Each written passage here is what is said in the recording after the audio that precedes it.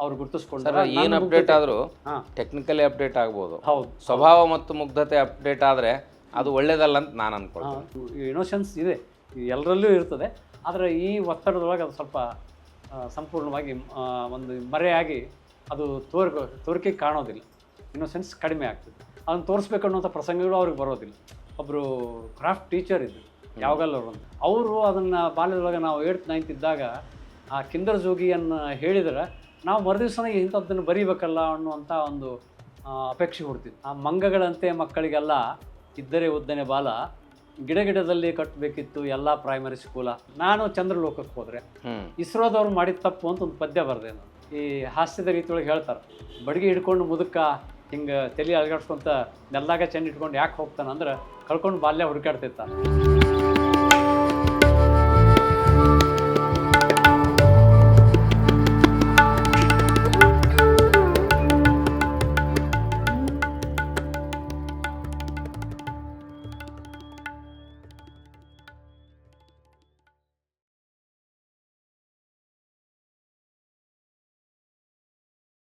ಆತ್ಮೇಯರೇ ನಮಸ್ಕಾರ. ಶರಣಾರ್ಥಿ.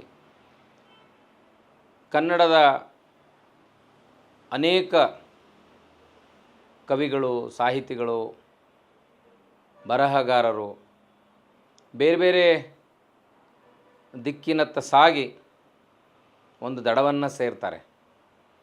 ಆದರೆ ಪ್ರಬುದ್ಧ ಮನಸ್ಸಿನ ಕವಿಗಳು, ಸಾಹಿತಿಗಳು ತಮ್ಮ ತಮ್ಮ ಮಟ್ಟಕ್ಕೆ ಆಲೋಚನೆ ಮಾಡಿ ಸಾಹಿತ್ಯ ಕೃಷಿಯನ್ನು ಮಾಡ್ತಾರೆ.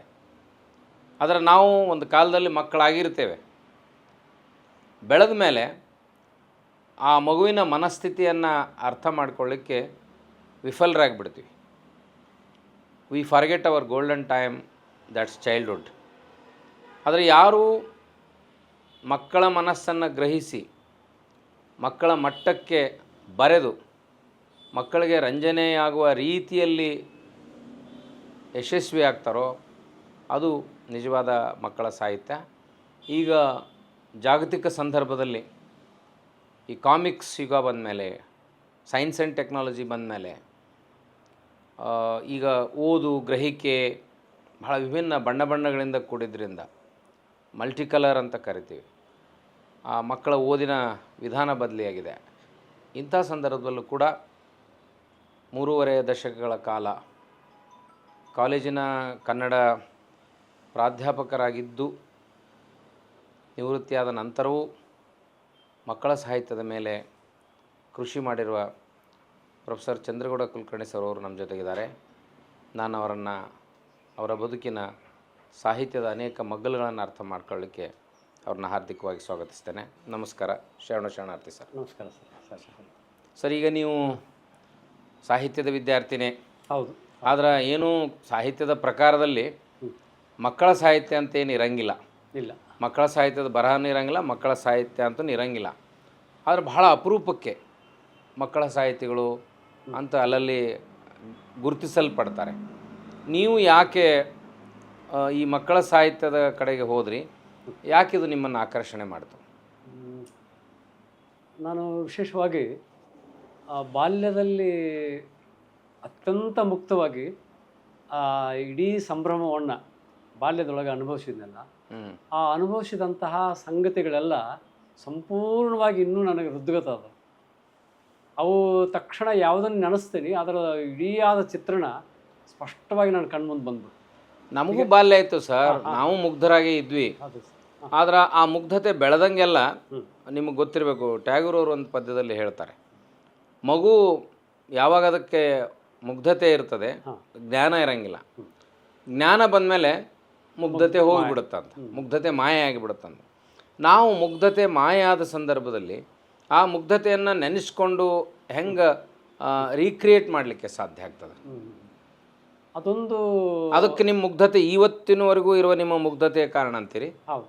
ನನಗೆ ಒಬ್ಬ ಮಕ್ಕಳ ಮನೋವಿಜ್ಞಾನಿ ಮತ್ತು ಮಕ್ಕಳ ಬರಹಗಾರನ ಹೇಳ್ತಾರೆ, ನನಗಿನ್ನೂ 14 ವಯಸ್ಸಕ್ಕಿಂತ ಹೆಚ್ಚಾಗಿಲ್ಲ ಅಂತ. ಅವ್ರು ಹೇಳೋ ಮಾತನ್ನು ನಾನು ಆಲೋಚನೆ ಮಾಡಿದಾಗ ನನಗೆ ಈಗಲೂ ಅದೇ ಖುಷಿ ಅನ್ನಿಸ್ತು. ಆ ಮಗುವಾಗಿನ 14 ವರ್ಷ, 10 ವರ್ಷ, 12 ವರ್ಷ ಹೀಗೆ ಇರುವಂತಹ ಒಂದು ಬದುಕಿನ ಚಿತ್ರಣ ಐತಲ್ಲ, ಬದುಕಿನ ಜೀವಂತಿಕೆ ಐತಲ್ಲ, ಅದು ಶಾಶ್ವತವಾಗಿ ಇರಲಿ ಅನ್ನುವಂಥದ್ದು. ಮತ್ತು ನಾನು ಅದೇನಿ ಅಂತ ಅನುಭವಿಸ್ತೀನಿ. ಈಗ ನಿಮ್ಗೆ 70 ವರ್ಷ ಇದ್ರೂ 7 ವರ್ಷದ ಮಗುವಿನ ಮನಸ್ಥಿತಿನ ನೀವು ಅರ್ಥ ಮಾಡ್ಕೋಬಲ್ರಿ, 7 ವರ್ಷದ ಜೀವನಾನುಭವಕ್ಕೆ ನೀವು ಜಾರಿ ಹೋಗ್ಬಲ್ರಿ. ಜಾರಿ ಅಲ್ಲ, ಅದರ ಸಂಪೂರ್ಣವಾಗಿ ತನ್ಮಯ ಮೊನ್ನೆನೇ ಮುಂಡ್ರಿಗೆ ಒಳಗೆ 1ರಿಂದ 6ನೇ ವರ್ಗದ ಮಕ್ಕಳ ಜೊತೆಗೆ ನಾನು ಸಂವಾದ ಮಾಡುವಾಗ ಆ ಮಕ್ಕಳಿಗೆ ನನಗೇನು ವ್ಯತ್ಯಾಸ ಅನ್ನಿಸ್ಲಿಲ್ಲ. ಅವರು ನನ್ನನ್ನು ಬೇರೆಯವ ಅಂತ ಪರಿಗಣಿಸಲಿಲ್ಲ. ನನ್ನ ಜೊತೆಗೆ ಕತೆ ಹೇಳಿದರು, ನನ್ನ ಜೊತೆಗೆ ಹಾಡು ಹಾಡಿದರು. ಆ ಬೆರೆಯುವಿಕೆ ಅವರು ನನ್ನೊಂದಿಗೆ ಈ ಸಾಧ್ಯ ಆಗುತ್ತಾ ಅಂತಂದ್ರೆ ನಾನು ಅವ್ರ ಮನೋಸ್ಥಿತಿಗೆ ಮತ್ತು ಆ ಒಂದು ಇಂಗಿತಕ್ಕೆ ಭಾಳ ಸಮೀಪದೇನೆ ಅನ್ನುವಂಥದ್ದು ಮೇಲಿನ ಮೇಲೆ ನಾನು ಬೇರೆ ಬೇರೆ ಕಡೆ ಹೋದಾಗೆಲ್ಲ ಪರೀಕ್ಷೆ ಮಾಡ್ತೀನಿ. ಈ ಪ್ರಾಥಮಿಕ ಶಾಲೆಗೆ ಹೈಸ್ಕೂಲ್ಗೆ ಹೋದಾಗೆಲ್ಲ ಅದು ನನಗೆ ಇನ್ನೂವರೆಗೂ ಅದೇ ರೀತಿಯ ಅನುಭವವನ್ನು ನೀಡುತ್ತದೆ. ಹೀಗಾಗಿ ಆ ಮುಗ್ಧತೆ ನನಗೆ ಇನ್ನೂ ಭಾಳ ಒಂದು ರೀತಿ ಅದು ನನ್ನ ದೊಡ್ಡ ಇದನ್ನು ಹೌದು, ಶಕ್ತಿನೂ ಹೌದು, ಅದರ ಜೊತೆಗೆ ದೊಡ್ಡ ದೌರ್ಬಲ್ಯನೂ ಅಂತ ಅನಿಸೋ ಅಷ್ಟರ ಮಟ್ಟಿಗೆ ನಾನು ಅದು ಕಂಡುಕೊಂಡ್ಬಿಟ್ಟಿದ್ದೆ. ಎಲ್ಲ ಕವಿಗಳು ಕವಿತೆಗಳನ್ನು ಬರೆಯೋಕೆ ಆರಂಭ ಮಾಡೋದು ಪ್ರೇಮ ಕವಿತೆಗಳಿಂದ ಪ್ರಾರಂಭ ಮಾಡ್ತಾರೆ ಸರ್. ನೀವು ಮತ್ತು ಮಕ್ಕಳ ಲೆವೆಲ್ಗೆ ಹೋದ್ಮೇಲೆ ಪ್ರೇಮ ಕವಿತೆಗಳು ಬರೆಯುವಂಥ ಜಂಜಾಟ ಬರಲಿಕ್ಕಿಲ್ಲ ಅಂತೀರಿ, ಅಥವಾ ನಿಮಗೂ ಅನುಭವ ಆಯಿತಾ? ಇಲ್ಲ, ನಾನು ಮೊದಲು ಬರೆದಿದ್ದು ಮಕ್ಕಳ ಇದ್ರ ಬಗ್ಗೆ ಬರಿಬೇಕು ಅನ್ನೋಂಥ ಅಭಿಲಾಷೆ ಇತ್ತು. ಆದರೆ ಮೊದಲು ಬರೆದದ್ದು ನಾನು ಚಿಕ್ಕ ಚಿಕ್ಕ ಪ್ರೇಮ ಚುಟುಕುಗಳನ್ನೇ ಬರೆದೆ. ಅವು ಪ್ರಕಟ ಆಗಲಿಲ್ಲ, ಆದರೆ ಅದು ಈ ಬುಕ್ನೊಳಗೆ ಅದಾವ ಅವು. ಆದರೆ ನನಗೆ ಮಕ್ಕಳು ಹುಟ್ಟಿದ ನಂತರ ಆ ನನ್ನ ಬಾಲ್ಯದ ಜೀವಂತಿಕೆಗೆ ಸಂಪೂರ್ಣವಾದಂತಹ ಪ್ರೇರಣೆ ಸಿಕ್ತು. ಹೀಗಾಗಿ ನನಗೆ 83ಕ್ಕೆ ಮಗ ಹುಟ್ಟಿದರೆ 85ರಿಂದ ನಾನು ಸಮೃದ್ಧವಾಗಿ ಮಕ್ಕಳ ಸಾಹಿತ್ಯ ಕೃಷಿ ಒಳಗೆ ತೊಡ್ಕೊಂಡ್ಬಿಟ್ಟೆ. ನನಗದು ಹೇಗೆ ತೊಡ್ಕೊಂಡೆ, ಹೇಗೆ ಬರಲಿಕ್ಕೆ ಹತ್ತಿದೆ ಅನ್ನೋದು ಗೊತ್ತಾಗಲಾರ್ದಷ್ಟು ಮಟ್ಟಿಗೆ ನಾನು ಅದರ ತನ್ಮಯ ಆಗಿಬಿಟ್ಟಿದ್ದೆ. ಆ ಮಗಳ ಬಾಲ್ಯದ ಜೊತೆಗೆ ಅವರ ಚಟುವಟಿಕೆಗಳು, ಹೌದು, ಆ ಚಟುವಟಿಕೆ ಜೊತೆಗೆ ನಾನು ಸಂಪೂರ್ಣವಾಗಿ ತನ್ಮಯವಾಗಿ ಅದನ್ನು ಅನುಭವಿಸ್ಲಿಕ್ಕೆ ಹತ್ತಿದೆ, ಅದನ್ನು ಅಕ್ಷರ ರೂಪಕ್ಕೆ ಇಳಿಸಿದೆ. ಈಗ ನೀವು ಸರ್ ನಿಮ್ಮ ಬಾಲ್ಯ ಅಷ್ಟು ಮುಗ್ಧವಾಗಿತ್ತು ಅನ್ನೋದಕ್ಕೆ ಎಲ್ಲೆಲ್ಲಿ ಕಳೆದ್ರಿ, ಯಾವ ಬಾಲ್ಯದ ಅನುಭವ ನಿಮಗೆ ಭಾಳ ರಸಾನುಭವವನ್ನು ಕೊಡ್ತು? ನಾನು ಬಾಲ್ಯದೊಳಗಿದ್ದಾಗನೇ ಹೆಚ್ಚು ಕಡಿಮೆ 1.5 ವರ್ಷ 2 ವರ್ಷದಿದ್ದವನೇ ತಾಯಿಯನ್ನು ಕಳ್ಕೊಂಡ ಕಾರಣಕ್ಕೆ ನನಗೆ ಇಡೀ ಊರು ಜನ, ಗಂಡು ಮಕ್ಕಳೇ ಇರಲಿ ಹೆಣ್ಮಕ್ಳೇ ಇರಲಿ, ಎಲ್ಲರೂ ಆ ಪ್ರೀತಿಯಿಂದ ನೋಡ್ಕೊತ ಏನು ಬಂದ್ರಲ್ಲ, ಆ ನೋಡುವಾಗ ಅವರು ನನಗೇನು ಪ್ರೀತಿ ಕೊಟ್ರಲ್ಲ, ಆ ಪ್ರೀತಿ ಕೊಟ್ಟದ್ದಕ್ಕೆ ಅದ್ರ ಜೊತೆಗೆ ನನಗೆ ಒಂದಿಷ್ಟು ವಿಶೇಷ ಸವಲತ್ತುಗಳನ್ನು ಕೊಡ್ತಾರೆ ಏನೋ ಅನ್ನೋಷ್ಟರ ಮಟ್ಟಿಗೆ ನಾನು ಎಲ್ಲ ಚಟುವಟಿಕೆಗಳನ್ನು ಎಲ್ಲರೂ ಭಾಳಷ್ಟು ಪ್ರೋತ್ಸಾಹ ಕೊಡ್ತೀನಿ. ಅದು ನಿಮ್ಗೆ ಅನಾಥ ಪ್ರಜ್ಞೆ ಕಾಡಲಿಲ್ಲ? ತಾಯಿ ಇಲ್ಲ ಕಾಡಲಿಲ್ಲ. ನನ್ನ ತಾಯಿಯ ತಾಯಿ, ನನ್ನ ತಾಯಿಯ ಮಲತಾಯಿ ಅವರು. ನನ್ನ ಅಜ್ಜನಿಗೆ 2 ಹೆಂಡರು. ನಮ್ಮ ತಾಯಿ ಮೊದಲನೇ ಹೆಂಡತಿ ಮಗಳು. ಆದರೆ ನಮ್ಮ ಅಜ್ಜಗಿದ್ದಂಥ ಇನ್ನೊಬ್ಬ ಹೆಂಡತಿ ಅಂದರೆ ನಮ್ಮ ಅವಳು ಮಲತಾಯಿ, ಆಕೆ ಎಷ್ಟರ ಮಟ್ಟಿಗೆ ನಮ್ಮ ಜೋಪಾನ ಮಾಡಿಲ್ಲ ಅಂದರೆ ನಮಗೆ ತಾಯಿ ನೆನಪೇ ಬರಲಾರ್ದಷ್ಟರ ಮಟ್ಟಿಗೆ ಜೋಪಾನ ಮಾಡಿದ್ದು ಅಂದ್ರೆ ಅಜ್ಜಿ ಅಮ್ಮ. ಆಕೆ ಈಗಲೂ ನನ್ನ ಜೊತೆಗೇನೆ ಅದ. ಆಕೆಯ ಎಲ್ಲ ಗುಣಗಳು ಮತ್ತು ಆಕೆ ಏನೇನು ಕನಸು ಕಾಣ್ತಿದ್ಲು, ಆಕೆಯ ಮನಸ್ಸಿನೊಳಗೆ ಏನೇನು ಇತ್ತು ಅದೆಲ್ಲ ನನಗೆ ಈಗಲೂ ಅರ್ಥ ಆಗುತ್ತೆ. ನನ್ನ ಮನಸ್ಸಲ್ಲಿದ್ದು ಆಕೆಗೆ ಅರ್ಥ ಆಗುತ್ತೆ ಅನ್ನೋಷ್ಟರ ಮಟ್ಟಿಗೆ ನಾನು 5ನೇ ವರ್ಗಕ್ಕೆ ಶಾಲೆಗೆ ಹೋಗುವವರೆಗೂ ನನ್ನ ಅಜ್ಜಿ ಮಲಿ ಕುಡಿದು ಬೆಳೆದೀನಿ. ಆ ತಾಯಿ ಇಲ್ಲದ ಹಿನ್ನೆಲೆಯೊಳಗೆ ನಾ ಬೆಳೆದದ್ದು ಅಜ್ಜಿ ಮಲಿ ಕುಡಿದು ಬೆಳೆದೀನಿ. ಹೀಗಾಗಿ ಆ ಅಜ್ಜಿ ಕುರಿತಾಗಿ ಏನೂ ಬರೆಯೋಕ್ಕಾಗೋದಿಲ್ಲ ನನಗೆ. ಅಜ್ಜಿ ಕುರಿತಾಗಿ ಆಗಲಿಕ್ಕೂ ಆಗಿಲ್ಲ ಇನ್ನೂವರೆಗೂ. ಆ ಅಜ್ಜಿ ನನ್ನೊಂದಿಗೆ ಇದ್ದಾರೆ, ನಾನು ಅಜ್ಜಿಯೊಂದಿಗೆ ಇದ್ದೀನಿ. ಈ ಜಗತ್ತಿನ ಇಷ್ಟೊಂದು ವ್ಯಾಪಾರಗಳು ನೋಡ್ತೀವಿ ಸರ್. ಮನುಷ್ಯ ಬೆಳೆದ ಮೇಲೆ, ವಿದ್ಯೆ ಸಿಕ್ಕ ಮೇಲೆ ನಮ್ಮ ಮೂಲ ಸಂಸ್ಕಾರವನ್ನು ಬಿಟ್ಟು, ಮುಗ್ಧತೆಯನ್ನು ಬಿಟ್ಟು ನಾವು ಬಹಳ ವ್ಯಾವಹಾರಿಕ ಆಗ್ತೀವಿ. ಅದು ಸಾಹಿತ್ಯ ಕ್ಷೇತ್ರ ಇರ್ಬೋದು, ಯಾವುದೇ ಸಾರ್ವಜನಿಕ ಜೀವನದಲ್ಲಿ. ಅದು ನಾನು ನಿಮ್ಮನ್ನು ಸುಮಾರು 30 ವರ್ಷಗಳಿಂದನೂ ನೋಡ್ತಾ ಇದ್ದೀನಿ. ಆ ಇನೋಸೆನ್ಸ್ ಇದೆಯಲ್ಲ, ಆ ಬರಹಗಾರನಿಗೆ ಆ ಇನೋಸೆನ್ಸ್ ಇದ್ರನ್ನೇ ಬರಲಿಕ್ಕೆ ಸಾಧ್ಯನೋ, ಅಥವಾ ಭಾಳ ಚಂದ ಬರೋದು, ಮುಗ್ಧವಾಗಿ ಬರೋದು, ಭಾಳ ಮುಗ್ಧ ಇಲ್ಲದೆ ಇರುವಂಥ ಹಿಪೋಕ್ರಸಿನೂ ಸಾಧ್ಯ ಇದೆಯಲ್ಲ ಒಬ್ಬ ಬರಹಗಾರನಿಗೆ ಐತಿ. ಆದರೆ ಅದು ಹಾಗೆ ಬರೋದಂದ್ರೆ ಅವನು ತಾನೇ ವಂಚನೆ ಮಾಡ್ಕೊಂಡ್ರೆ ಸರ್, ಅವ್ನು ಒಳ್ಳೆ ಕವಿ ಅನಿಸ್ಕೊಳ್ತಾನಲ್ಲ, ಅನಿಸ್ಕೊತಾನ, ಒಳ್ಳೆ ಮಕ್ಕಳ ಕವಿನೂ ಅನಿಸ್ಕೊಳ್ತಾನ. ಅದು ಅಪಾಯ ಅಲ್ಲ. ಯಾಕಂದ್ರೆ ನಾನು ಆ ರೀತಿ ಬರೆದಿರುವಂತಹ ಒಳ್ಳೆ ಕವಿಗಳನ್ನು ನೋಡಿದ್ದೀನಿ, ಒಳ್ಳೆ ಕವಿತೆಗಳನ್ನು ನೋಡಿದ್ದೀನಿ, ಆದರೆ ಒಳ್ಳೆ ಕವಿಗಳನ್ನು ನೋಡಲಿಲ್ಲ. ಕವಿ ಅವನು ಏನು ಮುಗ್ಧತೆ ಇರಬೇಕಿತ್ತು ಅದು ಇರಲಿಲ್ಲ. ಆಗ ನನ್ನ ಹುಡುಕಾಟದಲ್ಲಿ ನನಗನ್ಸಿದ್ದೇನೆಂದರೆ, ಬಹುಶಃ ಈ ಮಕ್ಕಳ ಕವಿತೆಗಳನ್ನು ಬರೆದು ಮಕ್ಕಳ ಮುಗ್ಧತೆಯನ್ನೇ ಇಟ್ಕೊಂಡಿರೋರಂದ್ರೆ ಚಂದ್ರಗೌಡ ಕುಲಕರ್ಣಿ ಸರ್ ಅಂತ ನನಗೆ ಅನ್ನಿಸ್ತು. ಅದಕ್ಕಿರುವಂಥ ಬೇಸಿಕ್ ರೀಸನನ್ನು ನಾವು ತಿಳ್ಕೊಬೇಕಲ್ಲ ವೈಜ್ಞಾನಿಕವಾಗಿ. ಅದಕ್ಕೆ ನನ್ನ ತಂದೆ ಕಾರಣ ಅಂತ ಅನ್ನಿಸ್ತದೆ. ಅವನಿಗೆ ಗೊತ್ತಿದ್ದದ್ದು ಗ್ವಾದ್ಲಿ, ಹಕ್ಕಿ, ದನಗಳು ಇಷ್ಟು ಬಿಟ್ಟರೆ ಬೇರೆ ಜಗತ್ತೇ ಇದ್ದಿಲ್ಲ. ಅವನ ಮುಗ್ಧತನ ಅದ್ಭುತವಾದಂಥ ಮುಗ್ಧತನ. ಬರೀ ಹೊಲ, ಒಡ್ಡು, ಮನೆ, ಬಿತ್ತುದು, ಬೀಜ, ಕುಂಟಿ, ಕೂರ್ಗಿ, ಎತ್ತುಗಳು ಮೇಯಿಸೋದು, ಪೂರ್ಣ ಪ್ರಮಾಣದ ಕೃಷಿಕ. ಪೂರ್ಣ ಪ್ರಮಾಣದ ಕೃಷಿಕ. ಅಷ್ಟೇ ಮುಗ್ಧ, ಹೆಚ್ಚು ಮಾತಿದ್ದಿಲ್ಲ. ಕೆಲವೇ ಜನರ ಜೊತೆಗೆ ಮಾತು, ಅದು ಕೆಲವೇ ಮಾತುಗಳು. ಹೀಗಾಗಿ ಆತನನ್ನು ನಾನು ಬಾಲ್ಯದಿಂದ ನನ್ನ ಅಜ್ಜಿ ಜೊತೆ ನಾ ಬೆಳೀತಿದ್ರು ಸಹಿತ ನನ್ನ ತಂದೆಯನ್ನು ಭಾಳ ಸೂಕ್ಷ್ಮವಾಗಿ ಗಮನಿಸ್ತಾ ಬಂದೆ. ಅವ ನಾನು ಮಲ್ಕೊಂಡಾಗ ಬಂದು ಹಿಂಗೆ ಕಾಲು ಹೆಚ್ಕೋದು, ಬಹಳ ವಾತ್ಸಲ್ಯ ಇತ್ತು. ಬಹಳ ವಾತ್ಸಲ್ಯ ಇತ್ತು. ಇಲ್ಲ ತಾನು ತಿನ್ನುವಾಗ ತಾನು ಒಂದು ತುತ್ತು ನನಗೆ ತಿನ್ಸೋದು, ಇದೆಲ್ಲ ಮಾಡ್ತಿದ್ದಲ್ಲ, ಮಾತಾಡ್ತಿದ್ದಿಲ್ಲ. ಆದ್ರೆ ಅವ ಮೌನವಾಗಿ ತೋರಿಸೋ ಪ್ರೀತಿ, ಮೌನ ಪ್ರೇಮ. ಮೌನವಾಗಿ ಆತ ಮೌನ ಪ್ರೇಮದ ದಿವ್ಯಾನುಭವ. ಹೌದು, ದಿವ್ಯಾನುಭವ. ಆ ಎತ್ತಿನೊಂದಿಗೆ ಏನು ಮತ್ತು ಗ್ವಾದ್ಲಿ, ಹಿತ್ಲ, ಹೊಲದ ಜೊತೆಗೆ ಏನು ಒಡನಾಟ ಇತ್ತಲ್ಲ ಒಂದು, ಆ ಮುಗ್ಧತೆ ಏನು ಕೊಟ್ಟದ ಬಹುಶಃ ನನಗೆ ಒಂದು ಶಕ್ತಿ ಕೊಟ್ಟದು. ಆ ಮುಗ್ಧತೆ ಉಳಿಲಿಕ್ಕೆ ಆತನನ್ನು ನಾನು ಬಾಲ್ಯದಿಂದ ಸಂಪೂರ್ಣವಾಗಿ ನಿರೀಕ್ಷೆ ಮಾಡ್ಕೋತಾನೆ ಬೆಳ್ಕೊಂಡು ಬಂದದ್ದು ನನಗೆ ಆ ಶಕ್ತಿ. ಐರನಿ ಏನಂದ್ರೆ ಸರ್, ಅದೇ ಮುಗ್ಧತೆನ ನೀವು ನಿಮ್ಮ ಮಕ್ಕಳಲ್ಲಿ ಸಣ್ಣ ಹುಡುಗಿದ್ದಾಗ ಕಂಡ್ರಿ, ಬಟ್ ಈಗ ಬೆಳೆದ ಮೇಲೆ ಮಕ್ಕಳಲ್ಲಿ ಆ ಮುಗ್ಧತೆ ಸಿಗ್ಲಿಕ್ಕೆ ಸಾಧ್ಯ ಇಲ್ಲಲ್ಲ. ಇಲ್ಲ, ಟ್ರಾನ್ಸ್ಫಾರ್ಮೇಶನ್, ನಿಮ್ಮ ತಂದೆ ಆ ಮುಗ್ಧತೆ ನಿಮಗೆ ಬಂತು, ಅಜ್ಜಿ ಮುಗ್ಧತೆ ಬಂತು, ಈಗ ನಿಮ್ಮ ಮಕ್ಕಳಿಗೆ ಆ ಮುಗ್ಧತೆ ಇಲ್ಲ ಅಂತ ಅನಿಸಿದಾಗ ಇದಕ್ಕೆ ಕಾರಣ ಏನಿರ್ಬೋದು ಅಂತ ಅನಿಸ್ತದೆ. ಇತ್ತೀಚೆಗೆ ನಾನು ಬಹಳ ದೊಡ್ಡ ವಿಜ್ಞಾನಿ ಕಿರಣ್ ಕುಮಾರ್ ಸರ್ ಜೊತೆ ಮಾತಾಡಬೇಕಾದಾಗ, ಒಂದು ಮಗುವಿಗೆ ಗುಣ ಅನ್ನೋದು ಅದು ಗರ್ಭ ಸಂಸ್ಕಾರದಿಂದ ಬಂದಿರ್ತದೆ, ಜೆನೆಟಿಕ್ ಆಗಿ ಬಂದಿರ್ತದೆ ಅಂತ ಹೇಳಿದರು. ಆ ಗರ್ಭ ಸಂಸ್ಕಾರದ ಸಂದರ್ಭದಲ್ಲಿ ಅಲ್ಲಿ ತಾಯಿ ಪಾತ್ರನೂ ಇರ್ಬೋದಲ್ಲ, ತಾಯಿಯ ಜೀನ್ಸು ಇರ್ಬೋದು. ಹಾಗಾಗಿ ಆ ಮುಗ್ಧತೆಯನ್ನು ಕಾಣದೇ ಇರೋದು ನೀವೇನನ್ನು ಹುಡುಕ್ತೀರಿ? ಅದು ಬಹುಶಃ ಅವರು ಕಲಿಯೋ ಹಂತದವರೆಗೂ ನಾನು ಆ ಮುಗ್ಧತೆಯನ್ನು ಅವರನ್ನು ಗುರುತಿಸ್ತಿದ್ದೆ. ಈಗಲೂ ಇದೆ, ಆದರೆ ಅವರು ತೋರಿಸ್ಕೊಳ್ಳಲಾರ್ದೇ ಬೇರೆ ಜಗತ್ತಿನ, ವ್ಯಾವಹಾರಿಕ ಜಗತ್ತಿನ ಜೊತೆಗೆ ಅವರು ಸಂಪೂರ್ಣವಾಗಿ ತನ್ಮಯದಕ್ಕೆ ಅದು. ನಾನು ಅವ್ರು ಇಲ್ಲ ಅಂತ ಆರೋಪ ಮಾಡ್ತಾ ಇಲ್ಲ, ನನಗೆ ಗೊತ್ತಿಲ್ಲ. ಅಲ್ಲಲ್ಲ, ಆದ್ರೆ ನಾ ಹೇಳೋದು, ಈಗ ಚಂದ್ರಗೌಡರನ್ನ ನೋಡಿದಾಗ is a man of innocence ಅಂತ ನಮ್ಗೆ ಅನಿಸ್ತತಿ. ಆದ್ರೆ ಅದೇ ನಾವು ಯಾರು ನೋಡಿದಾಗ ಅದು ಅನ್ಸಂಗಿಲ್ಲ ನಮ್ಗೆ. ಏನೋ ಬೆರ್ಕಿತನ ಇರ್ತದೆ, ಜಾಣತನ ಇರ್ತದೆ, ಡಿಪ್ಲೊಮಸಿ ಅಂತಾರೆ ಕರೀರಿ, ಕಾಲದ ಕರೆ ಅಗತ್ಯ ಅಂತಾರೆ ಕರೀರಿ. ಆದ್ರೆ ಅದು ಶಾಶ್ವತವಾಗಿರುವಂಥದ್ದಲ್ಲ. ಈ ಯುನಿಕ್ ಕ್ವಾಲಿಟಿ ಅನ್ನೋದು ಎಲ್ಲರ ಹತ್ರ ಇರುವಂಥದ್ದಲ್ಲ, ಶಾಶ್ವತ ಅಲ್ಲ ಅದು. ಅವರ ನನ್ನ ಮುಗ್ಧತೆ ಬಗ್ಗೆನೇ ಕೆಲವು ಸಲ ಅವರು ತಾವು ಇದ್ದು ಈಗ ಹೊಸ ರೀತಿಯೊಳಗೆ ಅಪ್ಡೇಟ್ ಆಗಿದ್ದ ಜೊತೆಗೆ ಅವ್ರು ನನಗೂ ಹೇಳ್ತಾರೆ, ಈ ಮುಗ್ಧತೆ ಈಗಿನ ಕಾಲಕ್ಕೆ ಹೊಂದೋದಿಲ್ಲ ಅನ್ನೋ ಮಟ್ಟಿಗೆ ಅವರೇ ಹೇಳ್ತಾರೆ. ಅದಕ್ಕೆ ಅವರು ಬೇರೆ ರೀತಿ ಈಗ ಅಪ್ಡೇಟ್ ಆಗ್ಯಾರ, ಅಥವಾ ವ್ಯವಹಾರಿಕ ಜಗತ್ತಿಗೆ ಅಥವಾ ತನ್ನ ಈ ಆಧುನಿಕ ಜಗತ್ತಿನ ಜೊತೆಗೆ ಅವ್ರು ಗುರುತಿಸ್ಕೊಂಡ್ರೆ. ಏನು ಅಪ್ಡೇಟ್ ಆದರೂ ಟೆಕ್ನಿಕಲಿ ಅಪ್ಡೇಟ್ ಆಗ್ಬೋದು. ಹೌದು, ಸ್ವಭಾವ ಮತ್ತು ಮುಗ್ಧತೆ ಅಪ್ಡೇಟ್ ಆದರೆ ಅದು ಒಳ್ಳೇದಲ್ಲ ಅಂತ ನಾನು ಅನ್ಕೊಳ್ತೀನಿ. ಇನ್ನೋಸೆನ್ಸ್ ಈಸ್ ಇನ್ನೋಸೆನ್ಸ್ ಇದೆ, ಆದ್ರೆ ಅದು ಮರೆ ಅವ್ರಿಗೆ ಅಂತಲ್ಲ, ಒಟ್ಟು ಇನ್ನೋಸೆನ್ಸ್ ಗುಣ ಹೇಳ್ತೀನಿ. ಹೌದು, ಐತಿ, ಇನ್ನೋಸೆನ್ಸ್ ಇದೆ, ಎಲ್ಲರಲ್ಲೂ ಇರ್ತದೆ.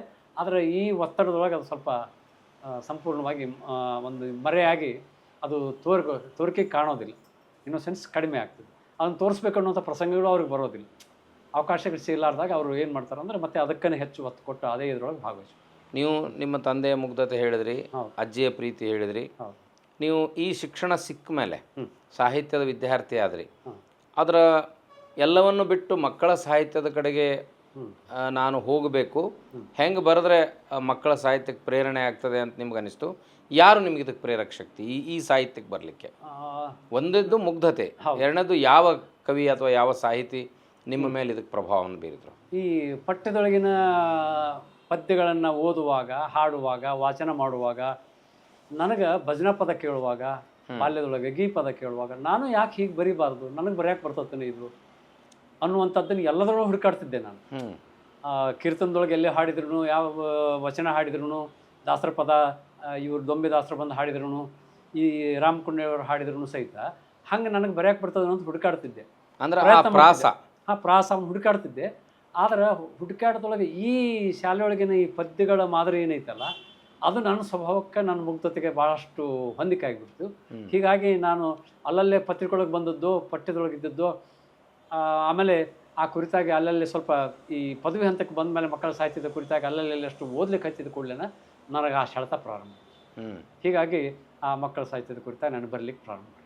ಅಂದ್ರೆ ನಿಮ್ಮನ್ನು ಆಕರ್ಷಿಸಿದ ಕವಿಗಳು ಯಾರು ಸರ್ ಮೊದಲನೇ ಸಾಹಿತ್ಯದಲ್ಲಿ? ಮಕ್ಕಳ ಸಾಹಿತ್ಯದಲ್ಲಿ ಶಿಶು ಸಂಗಮೇಶ ಮುಂತಾದವರೆಲ್ಲ ಕತೆ ಮುಖಾಂತರ ಪರಿಚಯ ಆದರೂ ಸಹಿತ ಇವರು ಯಾರು ಶಂಭು ಹೆಂಗು ಬಿರಾದರ್ ಅವರು, ಆಮೇಲೆ ಕುವೆಂಪು ಅವರ ಪದ್ಯಗಳು, ಅದು ಏನು ಕಿಂದರ ಜೋಗಿ ಅಂತ ಪದ್ಯ, ಅದನ್ನು ನಮಗೆ ಹೈಸ್ಕೂಲೊಳಗಿದ್ದಾಗನ ಒಬ್ಬರು ಕ್ರಾಫ್ಟ್ ಟೀಚರ್ ಇದ್ದರು, ಯಾವಾಗಲ್ಲ ಅವರು ಅಂತ. ಅವರು ಸ್ವಾತಂತ್ರ್ಯ ಯೋಧರು ಹೌದು, ಮತ್ತು ಖಾದಿದ ಉಡುಪನ್ನೇ ಧರಿಸಿ ಲುಂಗಿ ಮತ್ತು ಒಂದು ಮೇಲೆ ಹೊದಿಕೆ ಹೊದ್ಕೊಂಡೇ ಅವರು ಶಿಕ್ಷಕರಾಗಿ ಕೆಲಸ ಮಾಡ್ತಿದ್ರು.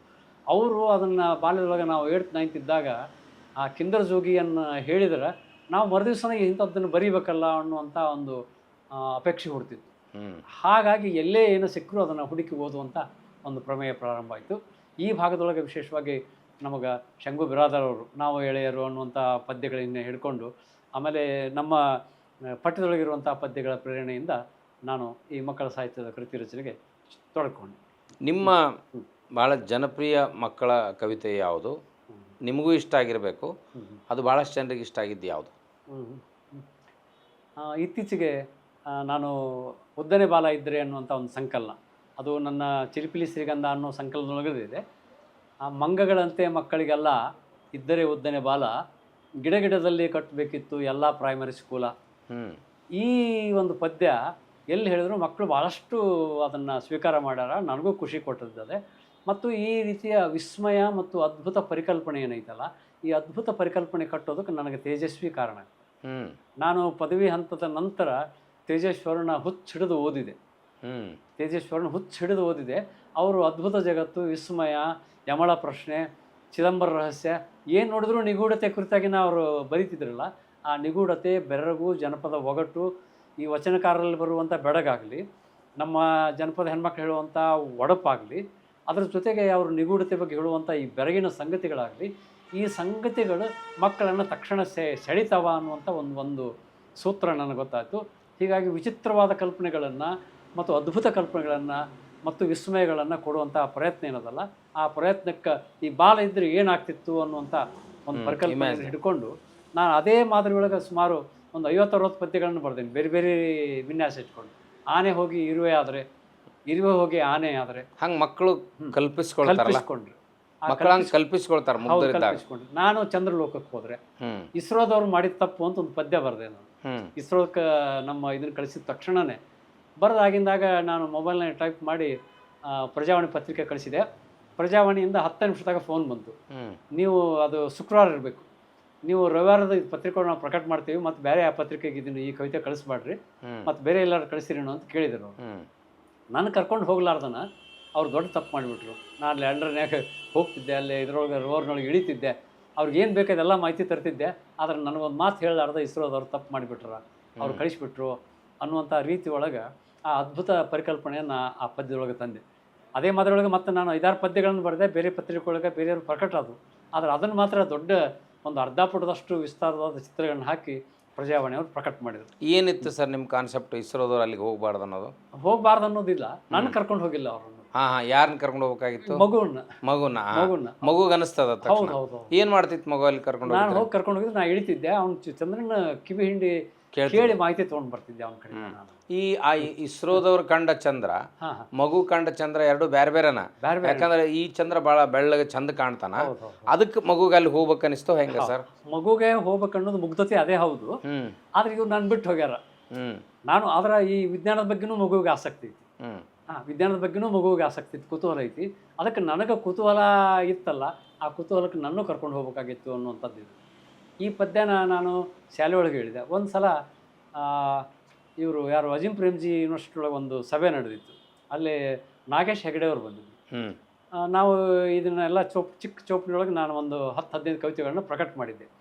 ಅದನ್ನು ಅವ್ರು 3-4 ವರ್ಷದೊಳಗೆ ಈ ಪದ್ಯನ ಓದ್ರಿ ನೀವು ಅಂತ ಓದಿಸಿದ್ರು ಅವರು. ನನಗೆ ಅವ್ರು ಅಷ್ಟೆಲ್ಲ ಓದಿಸಿದ ಮೇಲೆ ಅವಾಗ ಅನ್ನಿಸ್ತು ನನಗೆ ಇದು ಇಷ್ಟೆಲ್ಲ ಅರ್ಥಗಳು ಬರ್ತಾವೆ. ಅದನ್ನು ಇತ್ತೀಚೆಗೆ ನಮ್ಮ ವಿದ್ಯಾರ್ಥಿ ಮಿತ್ರರೊಬ್ಬರು ಆರ್ಟಿಫಿಷಿಯಲ್ ಇಂಟೆಲಿಜೆನ್ಸ್ ಬಳಸಿ ಅದನ್ನು ವಿಡಿಯೋ ರೂಪಕ್ಕೆ ತಂದಾರೆ. ನಿಮ್ಮ ಕವಿತೆ? ಆ ಕವಿತೆಯನ್ನು ಅದನ್ನು ನಾಗೇಶ್ ಹೆಗಡೆ ಅವರು ಗುರುತಿಸ್ತಾರೆ. ಡೆಫಿನೆಟ್ಲಿ ಅದು ಮೌಲ್ಯಯುತವಾಗಿರಬೇಕು ಮತ್ತು ಶಕ್ತಿಯುತವಾಗಿರ್ಬೇಕಂತ ಅರ್ಥ. ಆಮೇಲೆ ಸಲ ನಾವು ನಿಮ್ಮ ಕವಿತೆಗಳನ್ನ ಓದಿದಾಗ ನಮ್ಗೇನು ಅರ್ಥನೇ ಆಗಲ್ಲ, ನಮ್ಗೆ ಎಂಜಾಯ್ ಮಾಡೋಕ್ಕಾಗಂಗಿಲ್ಲ. ಚಂದ್ರಗೌಡರು ಒಳ್ಳೆ ಕವಿಗಳನ್ನೋ ಕಾರಣಕ್ಕೆ, ಮಕ್ಕಳ ಕವಿಗಳನ್ನೋ ಕಾರಣಕ್ಕೆ ಓದಬೇಕು ಹೊರತಾಗಿ ನಮ್ಗೆ ಯಾಕೆ ಅರ್ಥ ಆಗಲ್ಲ ಅಂದ್ರೆ, ಒಂದು ನಮಗೆ ಆಳವಾದ ಮನೋವೈಜ್ಞಾನ ಚಿಂತನೆಯ ಕೊರತೆ ಇರ್ಬೋದು, ಒಂದು ಇಲ್ಲ ಅಂದ್ರೆ ಆ ಮುಗ್ಧತೆ ಇಲ್ಲದೆ ಇರ್ಬೋದು. ಅವೆರಡು ಕಾರಣಗಳಿಂದ ನಮಗೆ ಮಿಸ್ ಹೊಡಿತದೆ. ಹೊಸ ವೈಚಾರಿಕ ಜಗತ್ತಿನೊಳಗೆ ಏನು ಸಂಪೂರ್ಣ ತೆರೆದುಕೊಂಡಿರಲಿಲ್ಲ, ಆ ಮುಗ್ಧತೆ ಜೊತೆಗೆ ಅದನ್ನು ಪ್ರವೇಶ ಮಾಡಲಿಕ್ಕೆ ಆಗೋದಿಲ್ಲ. ಆದ್ರೆ ಒಮ್ಮೆ ವಾಚನ ಮಾಡೋ ಪ್ರವೇಶಕ್ಕೆ ಸಿಕ್ಕರೆ, ಅಥವಾ ಅದನ್ನು ನಮ್ಮ ಮಕ್ಕಳ ಎದುರಿಗೆ ಓದುವಾಗ ಆ ವಿಷಯವನ್ನು ಗಮನಿಸಿಬಿಟ್ರೆ ತಕ್ಷಣ ಈಗಲೂ ಸಹಿತ ನಿಮ್ಮ ಬಾಲ್ಯಕ್ಕೆ ನೀವು ಹೋಗಿಬಿಡ್ತೀವಿ. ಆ ಬಾಲ್ಯದ ಶಾಳತದಿಂದ ಯಾರಿಗೂ ತಪ್ಪಿಸ್ಕೊಳ್ಳಿಕ್ಕೆ ಆಗೋದಿಲ್ಲ. ಹೆಚ್ಚು ಕಡಿಮೆ ಈ ಹಾಸ್ಯದ ರೀತಿ ಒಳಗೆ ಹೇಳ್ತಾರೆ, ಬಡಿಗೆ ಹಿಡ್ಕೊಂಡು ಮುದುಕ ಹಿಂಗೆ ತಲೆ ಅಲಗಾಡ್ಸ್ಕೊಂತ ನೆಲ್ದಾಗ ಚೆಂಡು ಇಟ್ಕೊಂಡು ಯಾಕೆ ಹೋಗ್ತಾನೆ ಅಂದ್ರೆ ಕಳ್ಕೊಂಡು ಬಾಲ್ಯ ಹುಡುಕಾಡ್ತಿರ್ತಾನೆ, ಕಳ್ಕೊಂಡು ಬಾಲ್ಯನ ಹುಡುಕಾಡ್ತಿರ್ತಾನೆ. ಅದು ಒಂದು ರೀತಿ ಮನೋವೈಜ್ಞಾನಿಕವಾಗಿ ಸತ್ಯನೇ ಅದು. ಆದರೆ ಅದಕ್ಕೊಂದು ಎಲ್ಲೋ ಒಂದೊಂದು ಪಾಯಿಂಟ್ನೊಳಗೆ ಸೆಳೆತ ಬೇಕು. ಯಾವುದೋ ಒಂದು ಸೆಳೆತ ವಾಚನ ಮಾಡುವಾಗಲೋ ಮತ್ತೊಂದು ಕೇಳಿದಾಗಲೋ ಹಾಗೆ ಸೆಳೆತ ಬೇಕಾಗುತ್ತೆ. ಅದನ್ನು ಶ್ರೀಮಂತಿ ಔಟಿಯವರು ಸಹಿತ ಅದ್ಭುತ ರೀತಿ ಒಳಗೆ ಸಂಗೀತ ಸಂಯೋಜನೆ ಮಾಡಿ ಆಡಿಯೋ ಮಾಡ್ಯಾರ. ಎಲ್ಲಿ ಯಾರು ಸರ್? ಶ್ರೀಮಂತ ಔಟಿ ಅಂತ ಬಸವನ ಭಾಗ್ಯಗಳು. ಈಗ 2 ವರ್ಷದ ಹಿಂದೆ ಅವರು ಈ ಲೋಕ ತ್ಯಜಿಸಿದರು. ಭಾಳ ಅದ್ಭುತ ಕಲಾವಿದ, ಅಂಧ ಕಲಾವಿದ. ಅವರು ಬಾಲ್ಯದೊಳಗೆ ಇದರೊಳಗಿದ್ದವರು, ನಮ್ಮ ಪುಟ್ಟರಾಜ ಗವಾಯಿಗಳ ಇದರೊಳಗಿದ್ದವರು, ಆಶ್ರಮದೊಳಗಿದ್ದವರು. ಜೊತೆಗೆ ಪುಟ್ಟರಾಜರ ಪಾತ್ರ, ಬಾಲ್ಯ ಪಾತ್ರ ಅವರೇ ಮಾಡಿದರು ಆ ಚಲನಚಿತ್ರವಾಗ. ಅವರು ವಿದೇಶದೊಳಗಿರುವಂಥ ವಿದ್ಯಾರ್ಥಿಗಳಿಗೆ ಆನ್ಲೈನ್ ಮೂಲಕ ಸಂಗೀತ ಕ್ಲಾಸ್ ತಗೋತಾರೆ. ಅಷ್ಟು ಅದ್ಭುತ ಸಂಗೀತ ಕಲಾವಿದರು. ನನ್ನ 30 ಹಾಡುಗಳಿಗೆ ಅವರು ಕೇವಲ 3 ದಿವಸದೊಳಗೆ ಸಂಗೀತ ಸಂಯೋಜನೆ ಮಾಡಿದ್ರು. ಬೆಂಗಳೂರಿನವರು ಟೆಕ್ನಿಷಿಯನ್ ಬೆರಗಾದರು. ಒಂದು ಕವಿತೆಗೆ ಸಂಯೋಜನೆ ಮಾಡೋಕ್ಕೆ ನಾವೆಲ್ಲ HS ವೆಂಕಟೇಶ್ ಮೂರ್ತಿ ಅವರು, ಲಕ್ಷ್ಮೀನಾರಾಯಣ ಭಟ್ ಅವರು ಸಂಯೋಜನೆ ಮಾಡುವಾಗ ಒಂದೊಂದು ಪದ್ಯ ಸಂಯೋಜನೆ ಮಾಡ್ಬೇಕಾದ್ರೆ 2 ದಿವಸ ತೊಗೊಂಡಾರೆ ಅವರು. ಇವರು 3 ದಿವಸ 30 ಕವಿತೆ ಮಾಡ್ಯಾರಂದ್ರೆ ಮತ್ತು ಯಾವ ಸಂಯೋಜನೆ ಎಲ್ಲಿಯೂ ಆ ಭಾವಕ್ಕೆ ಕೊರತೆ ಅನಿಸಿಲ್ಲ. ಅಂತ ಅದ್ಭುತ ಸಂಗೀತ ಕಲಾವಿದ ಇವರು ಅಂತ ಹೇಳಿದ್ರು. ಅದು CD ಆಯ್ತಾ ಸರ್? ಅದು CD ಆಗಿದೆ. ಅದು CD ಆಗಿ ಬಂದಿದ್ರು ಸರ್. ಆಮೇಲೆ ಅದನ್ನು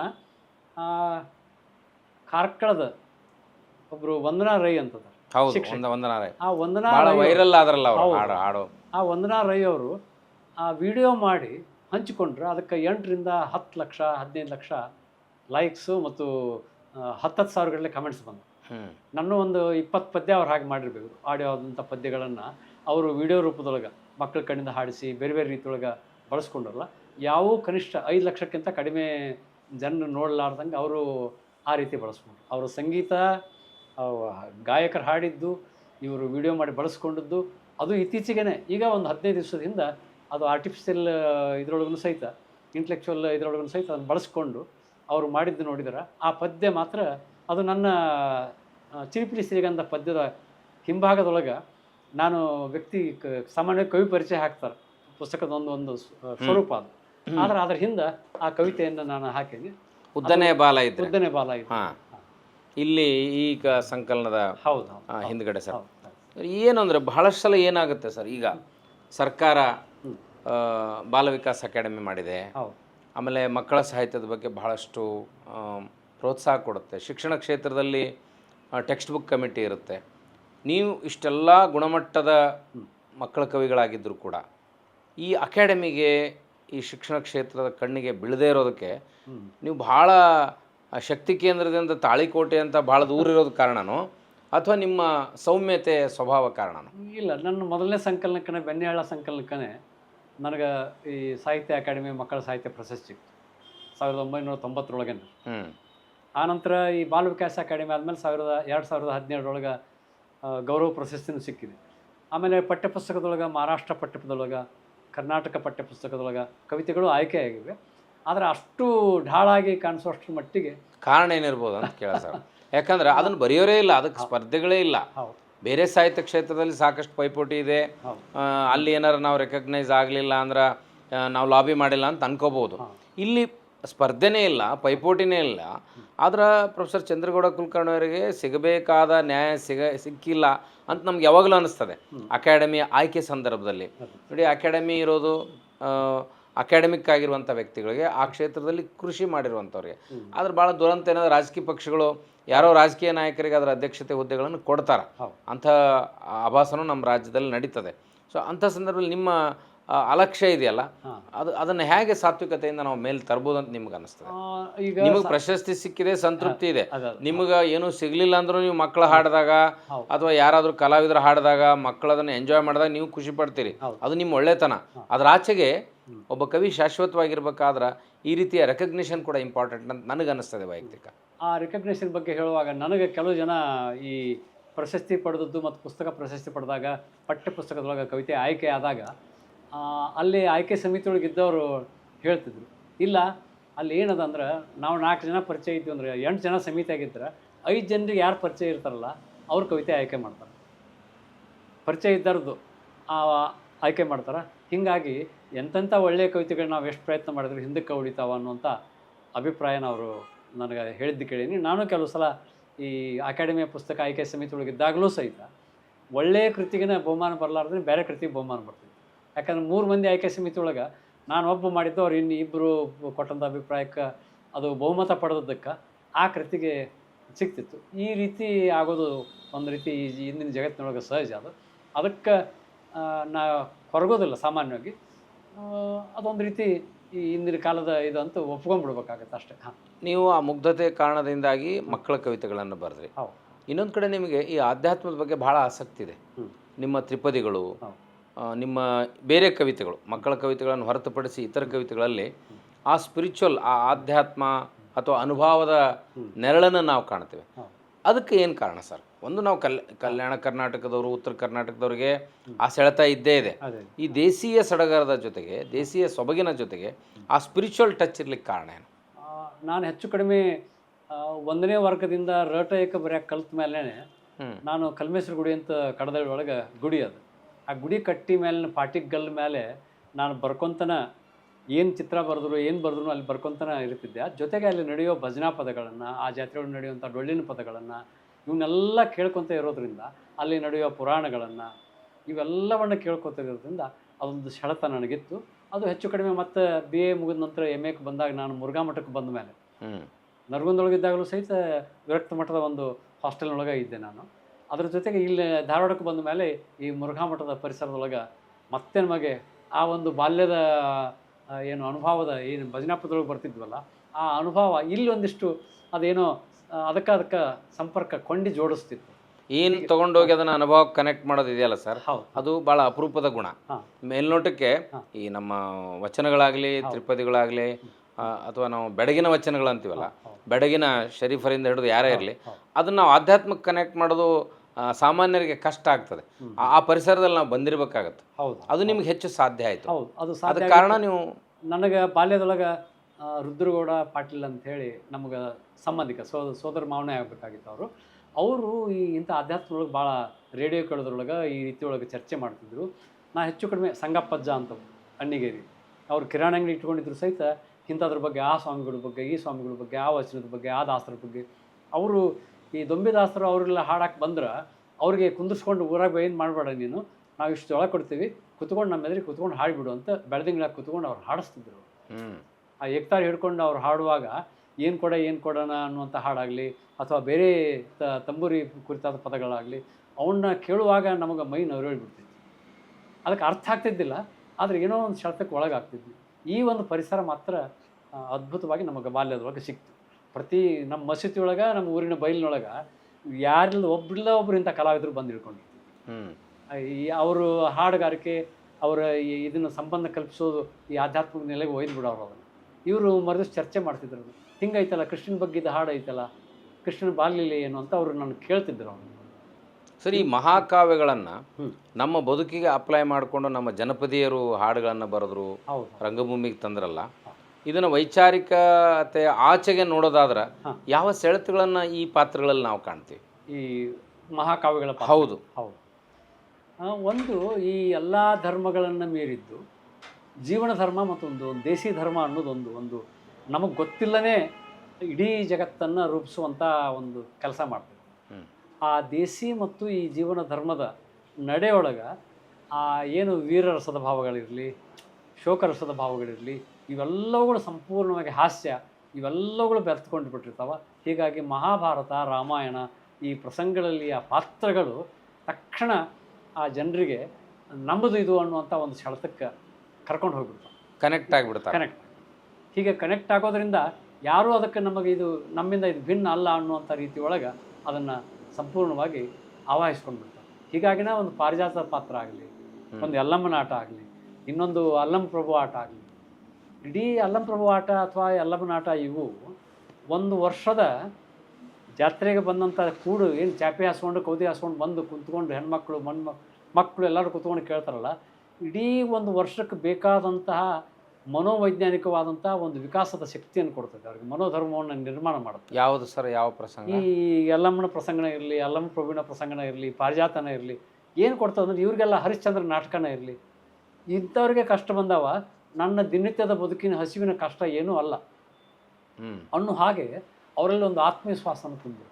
ಇಡೀ ಒಂದು ವರ್ಷಕ್ಕೆ ಬೇಕಾದಂಥ ಶಕ್ತಿಯನ್ನು ತುಂಬಿಬಿಡ್ತಾವೆ. ಸರ್, ಹರಿಶ್ಚಂದ್ರ ನಾಟಕದಲ್ಲಿ ಸತ್ಯದ ಪ್ರತಿಪಾದನೆ ಇದೆ. ಹಾಂ, ಅದರ ಅಲ್ಲಮನ ಪ್ರದರ್ಶನದಲ್ಲಿ ಏನಿದೆ ಸರ್? ಅಲ್ಲಮನ ಪ್ರದರ್ಶನದಲ್ಲಿ ಸಹಿತ ಈ ಏನು ಹುಡುಕಾಟ ಐತಲ್ಲ, ಬದುಕಿನ ಹುಡುಕಾಟ ಐತಲ್ಲ, ನನ್ನ ಈ ಏನು ಸಾಂಸಾರಿಕ ಬದುಕಿನ ಜಂಜಡ ದಾಟಿ ಇನ್ನೊಂದು ಏನೋ ಒಂದು ವಿಶಿಷ್ಟ ಐತಿ ಅನ್ನೋದು ಅಲೌಕಿಕ. ಅಕ್ಕಮಹಾದೇವಿ, ಹೌದು, ಅಕ್ಕಮಹಾದೇವಿ ಆಟದೊಳಗಾಗಲಿ, ಯಲ್ಲಮ್ಮನ ಆಟದೊಳಗಾಗಲಿ, ಅಥವಾ ಈ ಪಾರಿಜಾತದೊಳಗಾಗಲಿ. ಪಾರಿಜಾತದೊಳಗೆ ಮೊಸರು ಗಡಿಗೆ ಅಂದ್ರೆ ಏನು, ಮೊಸರು ಅಂದ್ರೆ ಏನು, ಬೆಣ್ಣೆ ಅಂದ್ರೆ ಏನು ಅಂತ ಹೇಳಕ್ಕೆ ಚಲೋ ಮಾಡಿದ್ರೆ ಪಾತ್ರಧಾರಿಗಿಂತ ಪ್ರೇಕ್ಷಕರು ಭಾಳ ಅದ್ಭುತವಾಗಿ ಹೇಳ್ತಿರ್ತಾರೆ. ಅಷ್ಟರ ಮಟ್ಟಿಗೆ ಆಧ್ಯಾತ್ಮದ ವಿಷಯಗಳು, ಅವ್ರಿಗೇನು ಬೆಳಗಿನ ಸಂಗತಿಗಳು ಅವ್ರಿಗೆ ಗೊತ್ತಾಗಿರ್ತವೆ. ಅದಕ್ಕನ ಅದು ಯಾವ ಫಾರ್ಮ್ ಸರ್? ಬಯಲಾಟನೋ ಅಥವಾ ಸಣ್ಣಾಟನೋ? ಯಾವ ಫಾರ್ಮ್ನಲ್ಲಿ ಇರ್ತೈತೆ ಹಳ್ಳಿಯಲ್ಲಿ? ಯಾವುದು ಈಗ ನೀವು ನೋಡಿದ ಪ್ರಸಂಗಗಳು? ಸಣ್ಣಾಟಗಳು ಬೇರೆ ಇದಾವೆ. ಈ ಎಲ್ಲ ಅಲ್ಲಂ ಪ್ರಭು ಇವೆಲ್ಲ ಸೆರೆಂಡರ್ ಆಟ ಸಣ್ಣಾಟ ಪ್ರಕಾರದೊಳಗೆ ಬರ್ತವೆ. ಪಾರಿಜಾತ ಒಂದು ಸ್ವತಂತ್ರ ಪ್ರಕಾರನಾಗಿ ಬರ್ತದೆ. ಮತ್ತು ವೀರ ರಸದ ಹಿನ್ನೆಲೆಯೊಳಗೆ ಬರುವಂಥ ಈ ಬಯಲಾಟಗಳ ದೊಡ್ಡ ಪರಂಪರೆ ಇನ್ನೊಂದು ಬೇರೆ ಕಡೆ ಇದೆ. ಆಮೇಲೆ ಯಲ್ಲಮ್ಮನ ಆಟ ಆಡೋರು ಈ ಜೋಗತಿ ಆಟ ಅಂತಲೇ ಆಡ್ತಾರೆ. ಅವರು ಇಡೀ ಪಾತ್ರವನ್ನು ಅಭಿನಯಿಸಿ ಹಾಡಿನೊಳಗೆ ತಾವೇ ಪಾತ್ರಧಾರಾಗಿ ಬೆಳತನ ಯಲ್ಲಮ್ಮನ ಗುಡಿಗೆ ಜಾತ್ರೆಗೆ ಹೋಗೋ ಮುಂದೆ ಚಕ್ಕಡಿಯವರು ಕೂಡ ಹೋಗಿರ್ತಾರೆ. ಚಕ್ಕಡಿ ಎಲ್ಲಿ ವಸ್ತಿ ಉಳಿತಾವಲ್ಲ ಅಲ್ಲಿ ಕುಂತಾಗ ಎಲ್ಲ ರಾತ್ರಿ ಊಟ ಮಾಡಿದ ಮೇಲೆ ಅವ್ರು 4-5 ತಾಸು ಇಡೀ ಯಲ್ಲಮ್ಮನ ಕಥೆಯನ್ನು ಹೇಳ್ಬಿಡ್ತಾರೆ ಅದ್ಭುತವಾಗಿ. ಅದು ಆಟನೇ. ಅದನ್ನು ಮುಂದೆ ಇತ್ತೀಚೆಗೆ ಅದೊಂದು ಯಲ್ಲಮ್ಮನ ಆಟ ಅಂತೇಳಿ ಹೊಸ ರೀತಿ, ಪಾರಿಜಾತನೂ ಅಲ್ಲ ಸಣ್ಣಾಟನೂ ಅಲ್ಲ, ಅದೊಂದು ಹೊಸ ಆಟ ಆಗಿ ಹೊಸ ರೀತಿ ಒಳಗೆ ಬೆಳ್ಕೊಂಡು. ಸರ್, ದಕ್ಷಿಣ ಕನ್ನಡದಲ್ಲಿ ಇವತ್ತಿಗೂ ಯಕ್ಷಗಾನ ಉಳಿದಿದೆ. ನೀವು ಹೇಳುವ ಎಲ್ಲ ಆಟಗಳು ನಮಗೆ ಜಾದು ಕಣ್ಣಂಗೆ ಕಾಣ್ತಾವೆ. ಹೌದು. ಕಾರಣ ಏನಂದ್ರೆ ಉತ್ತರ ಕರ್ನಾಟಕದಲ್ಲಿ ನೀವು ಹೇಳುವಷ್ಟು ತೀವ್ರತೆಯಲ್ಲಿ ಅದು ಇಲ್ಲ, ಮತ್ತು ನಮ್ಮ ಮಕ್ಕಳಿಗೆ ಅದನ್ನು ನಾವು ಕಲಿಸಿಲ್ಲ ಅನ್ನೋ ಕೊರಗು ನಮ್ಗೆ ಅನ್ಸಂಗಿಲ್ಲ. ಹೌದು, ಐದು ನಶಿಸಿ ಹೋಗೈತೆ ಅಂತ ಅನಿಸ್ತಾ ಇಲ್ಲ? ಜಾನಪದ ವಿಶ್ವವಿದ್ಯಾಲಯಗಳದಾವು, ಹೌದು, ಜನಪದ ವಿಷಯಗಳದಾವು, ಹೌದು, ಇಷ್ಟೆಲ್ಲ ಇದ್ರೂ ಯಾಕೆ ಈ ಅಪಾಯ ಇದೆ? ಈ ಒಂದು ಸಂಗತಿ ನೀವು ಹೇಳೋದನ್ನು ಕೇಳಿದ್ರೆ ನಂಗೆ ಆಶ್ಚರ್ಯ ಆಯಿತು. ನಿಮಗೆ ಸ್ಪಷ್ಟೀಕರಣ ಕೊಡ್ತೇನೆ ನಾನು. ಗುಡಿಗೇರಿ ಬಸವರಾಜರ ಕಂಪನಿ ತಾಳಿಕೋಟೆ ಒಳಗೆ ಶರಣಮುತ್ತನ ಜಾತ್ರೆ ಒಳಗೆ ನಾಟಕ ಹಾಕಿ ಅಂದೇನೆ ಅದೇ ಇದ್ರೊಳಗನ ವೇದಿಕೆ ಒಳಗನ ಯಲ್ಲಮ್ಮನ ಆಟ ಆಡೋರು ಬಂದು ಯಲ್ಲಮ್ಮನ ಆಟ ಆಡಕತ್ತಿ. ಆ ಆಟ 12 ಗಂಟೆ ಆ ಆಟ ಮುಗಿದ್ಮೇಲೆ ಬಂದು ಕುಂತವರು ಮುಂಜಾನೆ 7 ಗಂಟೆ ಮಟ್ಟ ಯಲ್ಲಮ್ಮನ ಆಟ ನೋಡಿದ್ರು, ನಾಟಕ ನೋಡಿ ಬಂದವರು. ಆಮೇಲೆ ಮತ್ತೆ 2 ಗಂಟೆಗೆ ಬಂದವರು ಸಹಿತ ಬೆಳತನ ನೋಡಿದ್ರು. ನಾವು ಸಾಯಂಕಾಲ 10 ಗಂಟೆಗೆ ಸುಮ್ಮನೆ ಹಿಂಗೆ ಹೋಗಿ ಬರೋಣ ಏನು ನಡೆದೈತಿ ಅಂತ ನೋಡಕ್ಕೆ ಹೋದವರು ಮುಂಜಾನೆ 7 ಗಂಟೆ ಮಟ್ಟ ನಾವು ಆ ಯಲ್ಲಮ್ಮನ ಆಟದ ಇದರಿಂದ ಹೊರಗೆ ಬರಲಿಲ್ಲ. ಅಷ್ಟು ಜನ ಕಿಕ್ಕಿರಿದು ನೋಡ್ತಾರೆ, ಈ ನಾಟಕನೂ ನೋಡ್ತಾರೆ, ಆ ಸೆಳೆತ ಐತಿ. ಆದರೆ ಅದನ್ನು ಕ್ರಮಬದ್ಧವಾಗಿ ಕೊಡುವಂತಹ ಪ್ರದರ್ಶನ ಕಲೆಯಾಗಿ ಅದನ್ನು ರೂಪಿಸುವಂತಹ ವಿದ್ವಾಂಸರ ಕೊರತೆಯಿಂದ ನಮ್ಮಲ್ಲಿ ಈ ಯಕ್ಷಗಾನದಂತೆ ಈ ಸಣ್ಣಾಟ ಅವ್ರು ಎಷ್ಟು ಅದ್ಭುತವಾಗಿ ಅದನ್ನು ಬೆಳೆಸ್ಕೊಂಡ್ರು, ಉಳಿಸ್ಕೊಂಡ್ರು. ಅದ್ಭುತ. ಏನು ನಮ್ಮ ವಿಶ್ವವಿದ್ಯಾಲಯಗಳಿಗೆ ಅದ್ರ ಪ್ರಜ್ಞೆ ಇಲ್ಲ ಅಂತಿರೋ, ನಮ್ಮ ಗ್ರಾಮೀಣ ಸಂಸ್ಕೃತಿಯಿಂದ ನಾವು ಭಾಳ ದೂರ ಸರಿದೀವಿ ಅಂತಿರೋ, ಏನು ಕಾರಣ? ಅದು ಇನ್ನೊಂದು ಕಾರಣ. ನೀವು ಮೊನ್ನೆ ಕದರಳ್ಳಿಯಲ್ಲಿ ಇದನ್ನು ತೋರಿಸ್ತಿರಲ್ಲ, ನನಗೆ ಪಗಡೆ ಆಟದ ತೋರಿಸ್ತಿರಲ್ಲ, ಅದು ನಂಗೆ ಭಾಳ ವಿಸ್ಮಯ ಅನಿಸ್ತು. ಯಾವ ಪ್ರಮಾಣದಲ್ಲಿ ಇದೆಯಲ್ಲಪ್ಪ ಇದು ಅಂತ. ಬಟ್ ಅದಕ್ಕೆ ಕಾರಣ ಏನು ಸರ್? ಅದು ಕಾರಣ ಏನಂದ್ರೆ, ನೀವು ನಿಮ್ಮಂಥವ್ರು ಎಲ್ಲೋ ಒಬ್ಬರು ಕಾಲೇಜಿನ ಪ್ರಾಧ್ಯಾಪಕರು ಈ ಕುರಿತು ಮಾತಾಡ್ತೀರಿ, ಇದನ್ನು ಇಷ್ಟು ಹೇಳ್ತೀರಿ. ಇದು ಜನಪದ ವಿದ್ವಾಂಸರಿಂದನೂ ನೋಡಿಲ್ಲ ನಾನು, ಇವತ್ತು ಅದು ಸಾರ್ವಜನಿಕ ಸ್ವರೂಪ ಪಡೆದದ್ದನ್ನು ನಾನು ನೋಡ್ತಾ ಇಲ್ಲ. ಈಗ ನೀವು ಹೇಳಿದ ಕಾರಣಕ್ಕೆ ಇನ್ನೊಂದು ಏನು ಕಾರಣ, ಉತ್ತರ ಕರ್ನಾಟಕದಾಗ ಅದನ್ನು ಆಡುವಂಥ ಕಲಾವಿದರು ಒಂದು ಆಟದ ಹುಚ್ಚಿದ್ದವ್ರು ಇರ್ತಾರೆ. ಅವರು ಬೇರೆ ಎಲ್ಲ ಉನ್ನತ ಕುಲದವ್ರು ಇರ್ಬೋದು, ಅವರು ಮೇಲಿನ ಸ್ತರದವ್ರು ಇರ್ಬೋದು. ಆದರೆ ಹೆಚ್ಚು ಕಡಿಮೆ ಪಾತ್ರಧಾರಿಗಳು, ಅದರ ಸ್ತ್ರೀ ಪಾತ್ರಧಾರಿಗಳು ಸಾಮಾನ್ಯವಾಗಿ ದಲಿತ ವರ್ಗದವರು. ಆಮೇಲೆ ಅವ್ರ ಸಂಬಂಧಗಳ ಹಿನ್ನೆಲೆ ಒಳಗೆ ಈ ಕಲೆಯನ್ನು ಕಲೆಯಾಗಿ ನೋಡಬೇಕು ಅನ್ನುವಂಥ ದೃಷ್ಟಿಕೋನಕ್ಕಿಂತ ಇವರು ಆ ಒಂದು ಬೇರೆ ಬೇರೆ ರೀತಿಯ ಅವರ ಸಂಬಂಧದ ಹಿನ್ನೆಲೆಯೊಳಗಿನ ಸಂಗತಿಗಳನ್ನು ನೋಡಿ ಅದು ನಮಗೆ ಸಲ್ಲದ್ದು ಅನ್ನುವಂಥ ರೀತಿ ಒಳಗೆ ಈ ಸುಶಿಕ್ಷಿತ ಜನಾಂಗ ಮತ್ತು ಮೇಲ್ವರ್ಗದ ಜನಾಂಗ ಆಟ ನೋಡಿ ಸವಿತಾರ. ಅದರಿಂದ ಒಂದು ರೀತಿಯ ದೂರವನ್ನು ಕಾಯ್ಕೊಂಡು ನಮ್ದಲ್ಲ ಅಂತ, ನಮ್ದಲ್ಲ ಅನ್ನೋ, ಇದು ನಮ್ಮ ಪ್ರಕಾರ ಅಲ್ಲ ನೋಡ್ಬೋದು, ಆನಂದಿಸ್ತಾರೆ, ಅಷ್ಟಕ್ಕೆ ಕೈ ಬಿಟ್ಟು ಇವ್ರು ನಮ್ಮಿಂದ ದೂರ ಇರಬೇಕು ಅನ್ನುವಂಥ ರೀತಿ.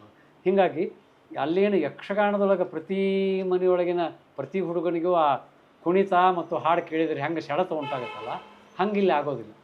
ಯಾರೋ ಗುಂಗ್ ಹಿಡ್ಕೊಂಡವ್ರಿಗೆ ಮಾತ್ರ ಆಗುತ್ತೆ. ಇದು ಜಾತಿ ಇಲ್ಲಿ ತರೋದು ಭಾಳ ತಪ್ಪ ಅನ್ಸಂಗಿಲ್ಲ ಸರ್? ಇಲ್ಲ, ಅದು ತಪ್ಪು. ಅವ್ರಿಗೆ ಎಲ್ಲ ಜಾತಿಯವರು ಮಿಕ್ಸ್ ಇರ್ತಾರೆ, ಕಲಾವಿದರಿಗೆ ಇರೋದಿಲ್ಲ ಅದು ಜಾತಿ, ಪ್ರೇಕ್ಷಕರಿಗೆ ಇರೋದಿಲ್ಲ. ಆದರೆ ಏನು ಈ ಸುಶಿಕ್ಷಿತ ಒಂದು ಸಮಾಜ ಅಂತ ಪರಿಗಣನೆ ಮಾಡ್ತಲ್ಲ, ಅವ್ರಿಗೆ ಗೌರವ ಕೊಡುವಾಗ ಆ ಕಲಾವಿದರನ್ನು ಎಷ್ಟೆಲ್ಲ ಪ್ರಶಂಸೆ ಮಾಡಿದ್ರು ಸಹಿತ ನಾವು ಅದಕ್ಕೆ ಹೋಗಬಾರ್ದು, ನಮ್ಮ ಮಕ್ಕಳು ಅದಕ್ಕೆ ಹೋಗ್ಬಾರ್ದು. ನಮ್ಮ ಮಕ್ಕಳು ಹೋಗ್ಲಿ ಅಂತ ಬಯಸಂಗಿಲ್ಲ. ಇಲ್ಲ, ಬಯಸಂಗಿಲ್ಲ. ಅದ್ರ ಹೋಗ್ತಿದ್ರು ಅದನ್ನು ಬಿಡಿಸ್ತಾರೆ. ಆ ಸೆಳೆತ ಇದ್ರು ಬಿಡಿಸ್ತಾರೆ. ಹುಚ್ಚಿದ್ರೆ ಹೋಗ್ಬೇಕು ಹೊರತಾಗಿ ನೀನು ಸೈನ್ಸ್ ಮಾಡು, ಟೆಕ್ನಾಲಜಿ ಮಾಡು, ಇಂಜಿನಿಯರ್ ಆಗು, ಡಾಕ್ಟರ್ ಆಗು. ಹೌದು.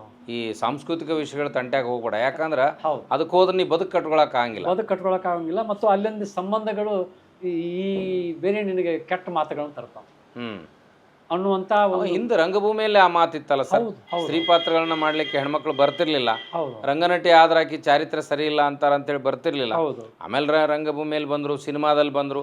ಈಗಂತೂ ಭಾಳ ದೊಡ್ಡ ದೊಡ್ಡವ್ರ ಮಕ್ಕಳೇ ಸಿನಿಮಾದಲ್ಲಿ ಪಾಠ ಮಾಡಕ್ ಶುರು ಮಾಡಿದ್ರು. ಹೌದು ಬಟ್ ಅದು ಆ ಚಾರಿತ್ರಿಕವಾಗಿ ನೋಡಿದಾಗ ಆ ರೀತಿ ಅಪವಾದ ಇತ್ತು. ಇವತ್ತು ವಾತಾವರಣ ಭಾಳ ಮುಕ್ತವಾಗಿದೆ, ಎಲ್ಲ ಸಿನಿಮಾಕ್ಕೆ ಬರ್ತಾರ, ಧಾರಾವಾಹಿಗಳಿಗೆ ಬರ್ತಾರ. ಈ ದೇಸಿ ಕಲೆ ಉಳಿಸ್ಲಿಕ್ಕೆ ಯಾಕೆ ಬರಬಾರ್ದು ನಮ್ಮ ಮಕ್ಕಳು?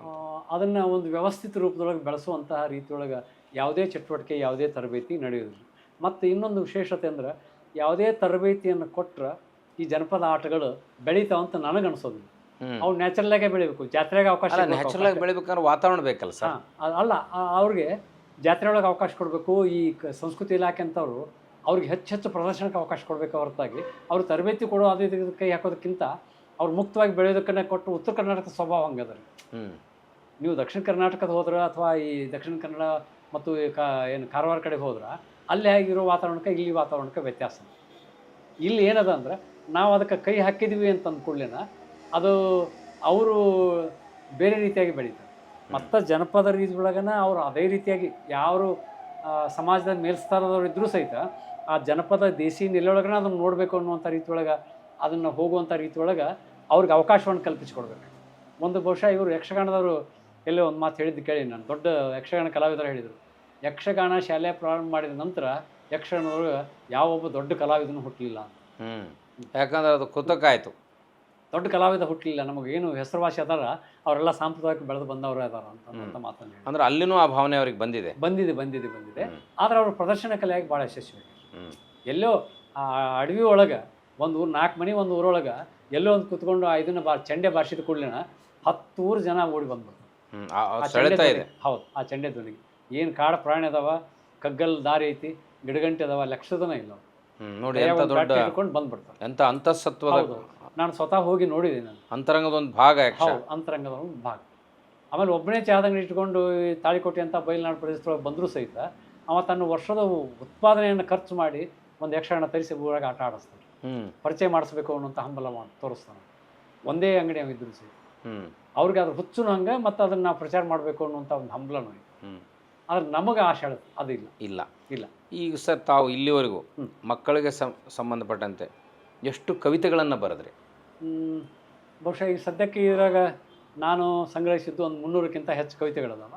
ಆದರೆ ಇನ್ನೂ ಒಂದು 300 ಕವಿತೆಗಳು, ಅದಕ್ಕಿಂತ ಹೆಚ್ಚು ಕವಿತೆಗಳದಾವ. ಇನ್ನೂ ಒಗಟು ಪ್ರಕಾರಗಳು, ಚುಟುಕು, ಬೇರೆ ಬೇರೆ ಪ್ರಕಾರಗಳಲ್ಲಿ ಇರುವಂಥ ಕವಿತೆಗಳು ಇನ್ನೂ ಅಷ್ಟು ಭಾಳಷ್ಟು ಉಳ್ಕೊಂಡವು. ಕನಿಷ್ಠ 1000ಕ್ಕಿಂತ ಹೆಚ್ಚು ಮಕ್ಕಳ ಕವಿತೆಗಳು ಈವರೆಗೆ ನಾನು ಬರೆದೇನೆ ಅಂತ. ಬಹುಶಃ ಈ ಹಿಂದಿನ ಮಕ್ಕಳ ಕವಿತೆಗಳ ದಾಖಲೆಯನ್ನು ನೋಡಿದ್ರೆ ನೀವು ಎಲ್ಲರ ದಾಖಲೆಗಳನ್ನು ಈ ವಿಷಯದಲ್ಲಿ ಮುರಿದಿದ್ದೀರಿ.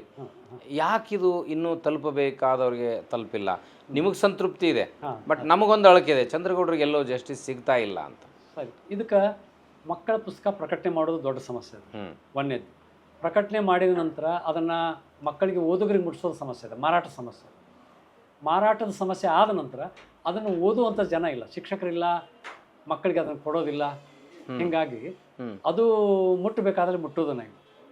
ಈ ಒಂದು ಕೊರತೆಯಿಂದ ಅದನ್ನು ನಾನು ಕಂಡು ಏನು ಮಾಡಿದೆ ಅಂದರೆ, ಪ್ರತಿ ಶಾಲೆಗೆ ನಾನೇ ಹೋಗಿ, ನೀವು ಶುರು ಮಾಡಿದೆ, ನಮ್ಮದೇ ಒಂದು ಟೀಮ್ ಕಟ್ಕೊಂಡು ಅವ್ರಿಗೆ ಬೇಕಾದಂಥ ಒಂದು 10-12 ಚೋಪಡಿ, 15 ಕವಿತೆಗಳ ಒಂದು ಚೋಪಡಿ ಮಾಡಿ ಅವ್ರ ಕೈಯಾಗ ಒಂದು ಓದಾಕೆ ಕೊಟ್ಟು ಅದನ್ನು ವಾಚನ ಮಾಡೋಕೆ ಹಚ್ಚಿ ಅವ್ರು ಮುಟ್ಸೋ ಪ್ರಯತ್ನ ಮಾಡಿದ್ರೆ ಅದ್ಭುತವಾಗಿ ಮಾಡ್ತಾರೆ. ಎಷ್ಟು ಶಾಲೆಗಳನ್ನು ನೀವು ರಿಟೈರ್ ಆದಮೇಲೆ ಭೇಟಿ ಕೊಟ್ರಿ ಸರ್? ರಿಟೈರ್ಡ್ ಆದಮೇಲೆ ಕನಿಷ್ಠ ಒಂದು 50ಕ್ಕಿಂತ ಹೆಚ್ಚು ಕೊಟ್ಟಿದ್ರಿ. ಅದಕ್ಕಿಂತ ಮೊದಲ ಅದೇನು 200-300 ಶಾಲೆಗಳಿಗೆ ನಾವು ಹೋಗಿ ನಮ್ಮ ಟೀಮ್ ಕಟ್ಕೊಂಡು, ಶೇಷಾಚಲ ಹವಾಲ್ದಾರ, SG ಅಂಗಡಿ, ಆಮೇಲೆ AP ನಂದಿನಿ, ದಿನಕರ್ ಜೋಶಿ, ಅನಿಲ್ ಇರಾಜ್, ಹೀಗೆಲ್ಲ ನಾವೊಂದು ಟೀಮ್ ಕಟ್ಕೊಂಡು ನಮಗೇನೇನು ವಿಜ್ಞಾನದೊಳಗಿದ್ದವ್ರು ವಿಜ್ಞಾನ, ಚಿತ್ರಕಲೆ ಇದ್ದವ್ರು ಚಿತ್ರಕಲೆ, ಜನಪದ ಲೆಕ್ಕ ಹೇಳೋ ಜನಪದ ಲೆಕ್ಕ, ಮಕ್ಕಳ ಕವಿತೆ ಹೋದ್ರು ಮಕ್ಕಳ ಕವಿತೆ, ಹುಡುಗಾಟ ಅಂತ ಹೆಸರು ಇಟ್ಕೊಂಡು ನಾವು ಕನಿಷ್ಠ 3-4 ತಾಸು ಕಾರ್ಯಕ್ರಮ ಕೊಡ್ತಿದ್ವಿ. ಈ ರೀತಿ ಮಾಡಿದ್ರೆ ಹೊಳ್ಳಿ ಬರೋ ಮುಂದೆ ಅವ್ರ ಮಕ್ಕಳು ನಮ್ಮ ಬೆನ್ನು ಹತ್ತಿ ಬರುವಷ್ಟರ ಮಟ್ಟಿಗೆ ಮತ್ತೆ ಯಾವಾಗ ಬರ್ತೀವಿ ನಮ್ಮ ಶಾಲೆಗೆ ಅಂತ ಕೇಳುವಷ್ಟರ ಮಟ್ಟಿಗೆ ನಮ್ಮ ಕಾರ್ಯಕ್ರಮ ಅದು ಯಶಸ್ವಿಯಾತು. ನಾವು ಹೆಚ್ಚು ಕಡಿಮೆ ಒಂದು 8-10 ಜಿಲ್ಲೆಯೊಳಗೆ, ಬೆಂಗಳೂರೊಳಗೆ ನಮ್ಮ ಸೆಕ್ಯೂರಿಟಿ ನಮಗೆ ಒಳಗೆ ಬಿಡೋದಿಲ್ಲ ಮೊದಲು ಆ ಸ್ಕೂಲ್ನೊಳಗೆ, ಈ ಪ್ರೈವೇಟ್ ಸ್ಕೂಲ್ನೊಳಗೆ. ಆದರೆ ಒಮ್ಮೆ ಪ್ರವೇಶ ಪಡ್ಕೊಂಡ ನಂತರ ಅವರು ರೆಗ್ಯುಲರ್ ಪೀರಿಯಡ್ ಹಾಕಿಕೊಡೋಕೆ ಚಾಲು ಮಾಡಿ, ನಮ್ಮ ಮಕ್ಕಳಿಗೆ ನಾಟಕ ಕಲಿಸ್ರಿ, ಹಾಡು ಕಲಿಸ್ರಿ, ನಮ್ಮ ಏನು ವಾರ್ಷಿಕ ದಿನಾಚರಣೆಯೊಳಗೆ ಈ ಮಕ್ಕಳಿಗೆ ಹಾಡು ಹಾಡಲಿ, ನೀವು ವಾರ ಬರ್ರಿ ನಮ್ಮ ಶಾಲೆಗೆ, ಹ್ಮ್. ಒಂದು ವಾರಗಟ್ಟಲೆ ಒಂದೊಂದು ಶಾಲೆಯೊಳಗೆ ನಾವು ಹವಾಲ್ದಾರರು ಕೆಲಸ ಮಾಡಿದ್ವಿ. ನೋಡಿ ಸರ್, ಅದೇನು ಪ್ರತಿಫಲಾಪೇಕ್ಷೆ ಇಲ್ಲದ ಇಲ್ಲ ಇಲ್ಲ ಏನ ನಮ್ಮಲ್ಲಿ ಮಕ್ಕಳಿಗೆ ಸೈಕಾಲಜಿಕಲ್ ಟ್ರೈನಿಂಗ್ ಕೊಡ್ಲಿಕ್ಕೆ ಲಕ್ಷಗಟ್ಟಲೆ ದುಡ್ಡು ತೊಗೊಳ್ತಾರೆ. ಆದರೆ ಯಾವುದೇ ರೀತಿಯ ಪ್ರತಿಫಲಾಪೇಕ್ಷೆ ಇಲ್ಲದೆ ನೀವು ಅಲ್ಲಿ ಹೋಗಿ ಅದನ್ನು ಮಾಡಿದ್ರಲ್ಲ, ಅದರಿಂದ ನಿಮಗುಂಟಾದ ಭಾವ ಸಂತೃಪ್ತಿ ಏನು ಸರ್? ಅದು ದೊಡ್ಡ ಆಶ್ಚರ್ಯ ಅಂದ್ರೆ ಅವರು ಮೊದಲನೇ ಏನು ಕೇಳ್ತಾರೆ ಬೆಂಗಳೂರಿಗೆ ಅಂದ್ರೆ, ನಮಗೆ ಆರ್ಥಿಕವಾಗಿ ನಿಮ್ಗೆ ಏನು ಸಹಾಯ ಕೊಡಬೇಕು ಅಂತ ಕೇಳ್ತಾರೆ. ನಿಮ್ಮ ರೆಮ್ಯುನರೇಷನ್ ಎಷ್ಟು? ರೆಮಂಡ್ರೇಷನ್ ಏನೂ ಇಲ್ಲ. ಮತ್ತು ಏನು ತರಿಸ್ಬೇಕು? ಏನೂ ಇಲ್ಲ. ಎಲ್ಲ ನಾವೇ ಜೆರಾಕ್ಸ್ ಮಾಡ್ಕೊಂಬಂದೀವಿ, ನಾವು ಸ್ಕೆಚ್ ಪೆನ್ ತೊಗೊಂಬಂದೀವಿ, ನಾವೇ ಪುಸ್ತಕ ತಂದೀವಿ, ನಾವೇ ಕೊಡ್ತೀವಿ ಮಕ್ಕಳಿಗೆ ಅಂತ ಹೇಳಿದರೆ ನೀವು ಯಾಕೆ ಮಾಡ್ತೀರಿ ಇದನ್ನು? ನಿಮಗೇನು ಲಾಭ? ನಿಮ್ಗೇನು ಲಾಭ? ನೆಕ್ಸ್ಟ್ ಪ್ರಶ್ನೆ, ನಿಮಗೇನು ಲಾಭ? ಒಂದು ದಿವಸ ಆದಮೇಲೆ ನಮ್ಮ ಜೊತೆ ಒಡನಾಡ್ಬೇಕು. ನಮ್ಮ ಜೊತೆ ಒಡನಾಡಿ ಅವರು ತಾವು ಅದರ ಸಂಪೂರ್ಣವಾಗಿ ಕ್ರಿಯಾಶೀಲರಾಗಿ ಭಾಗವಹಿಸಿ ಪ್ರಾರಂಭ. ಸರ್, ಯಾವ ಹಂತದ ಮಕ್ಕಳಿಗೆ ಇದರ ಅಗತ್ಯ ಇದೆ ಅಂತೀರಿ ಸರ್? ಯಾವ ಪ್ರೈಮರಿಯಲ್ಲಿ, ಯಾವ ಸ್ಟೇಜ್ನಲ್ಲಿ? ನಾವು ಹೆಚ್ಚು ಮಾಡಿದ್ದು 5ರಿಂದ 7ನೇ ವರ್ಗ ಮತ್ತು ಹೈಸ್ಕೂಲ್ ಅಂತೂ ಭಾಳಷ್ಟು ಮಾಡಿದ್ವಿ. ಹೆಚ್ಚು ಕಡಿಮೆ ಪ್ರೌಢಶಾಲೆ ಹೆಚ್ಚು ಮಾಡಿದ್ದೀವಿ. ಅಂದ್ರೆ ನಮ್ಮ ಇವು ಅದಕ್ಕೆ ಬೇಕಾದಂಥ ತಯಾರಿಗಳು.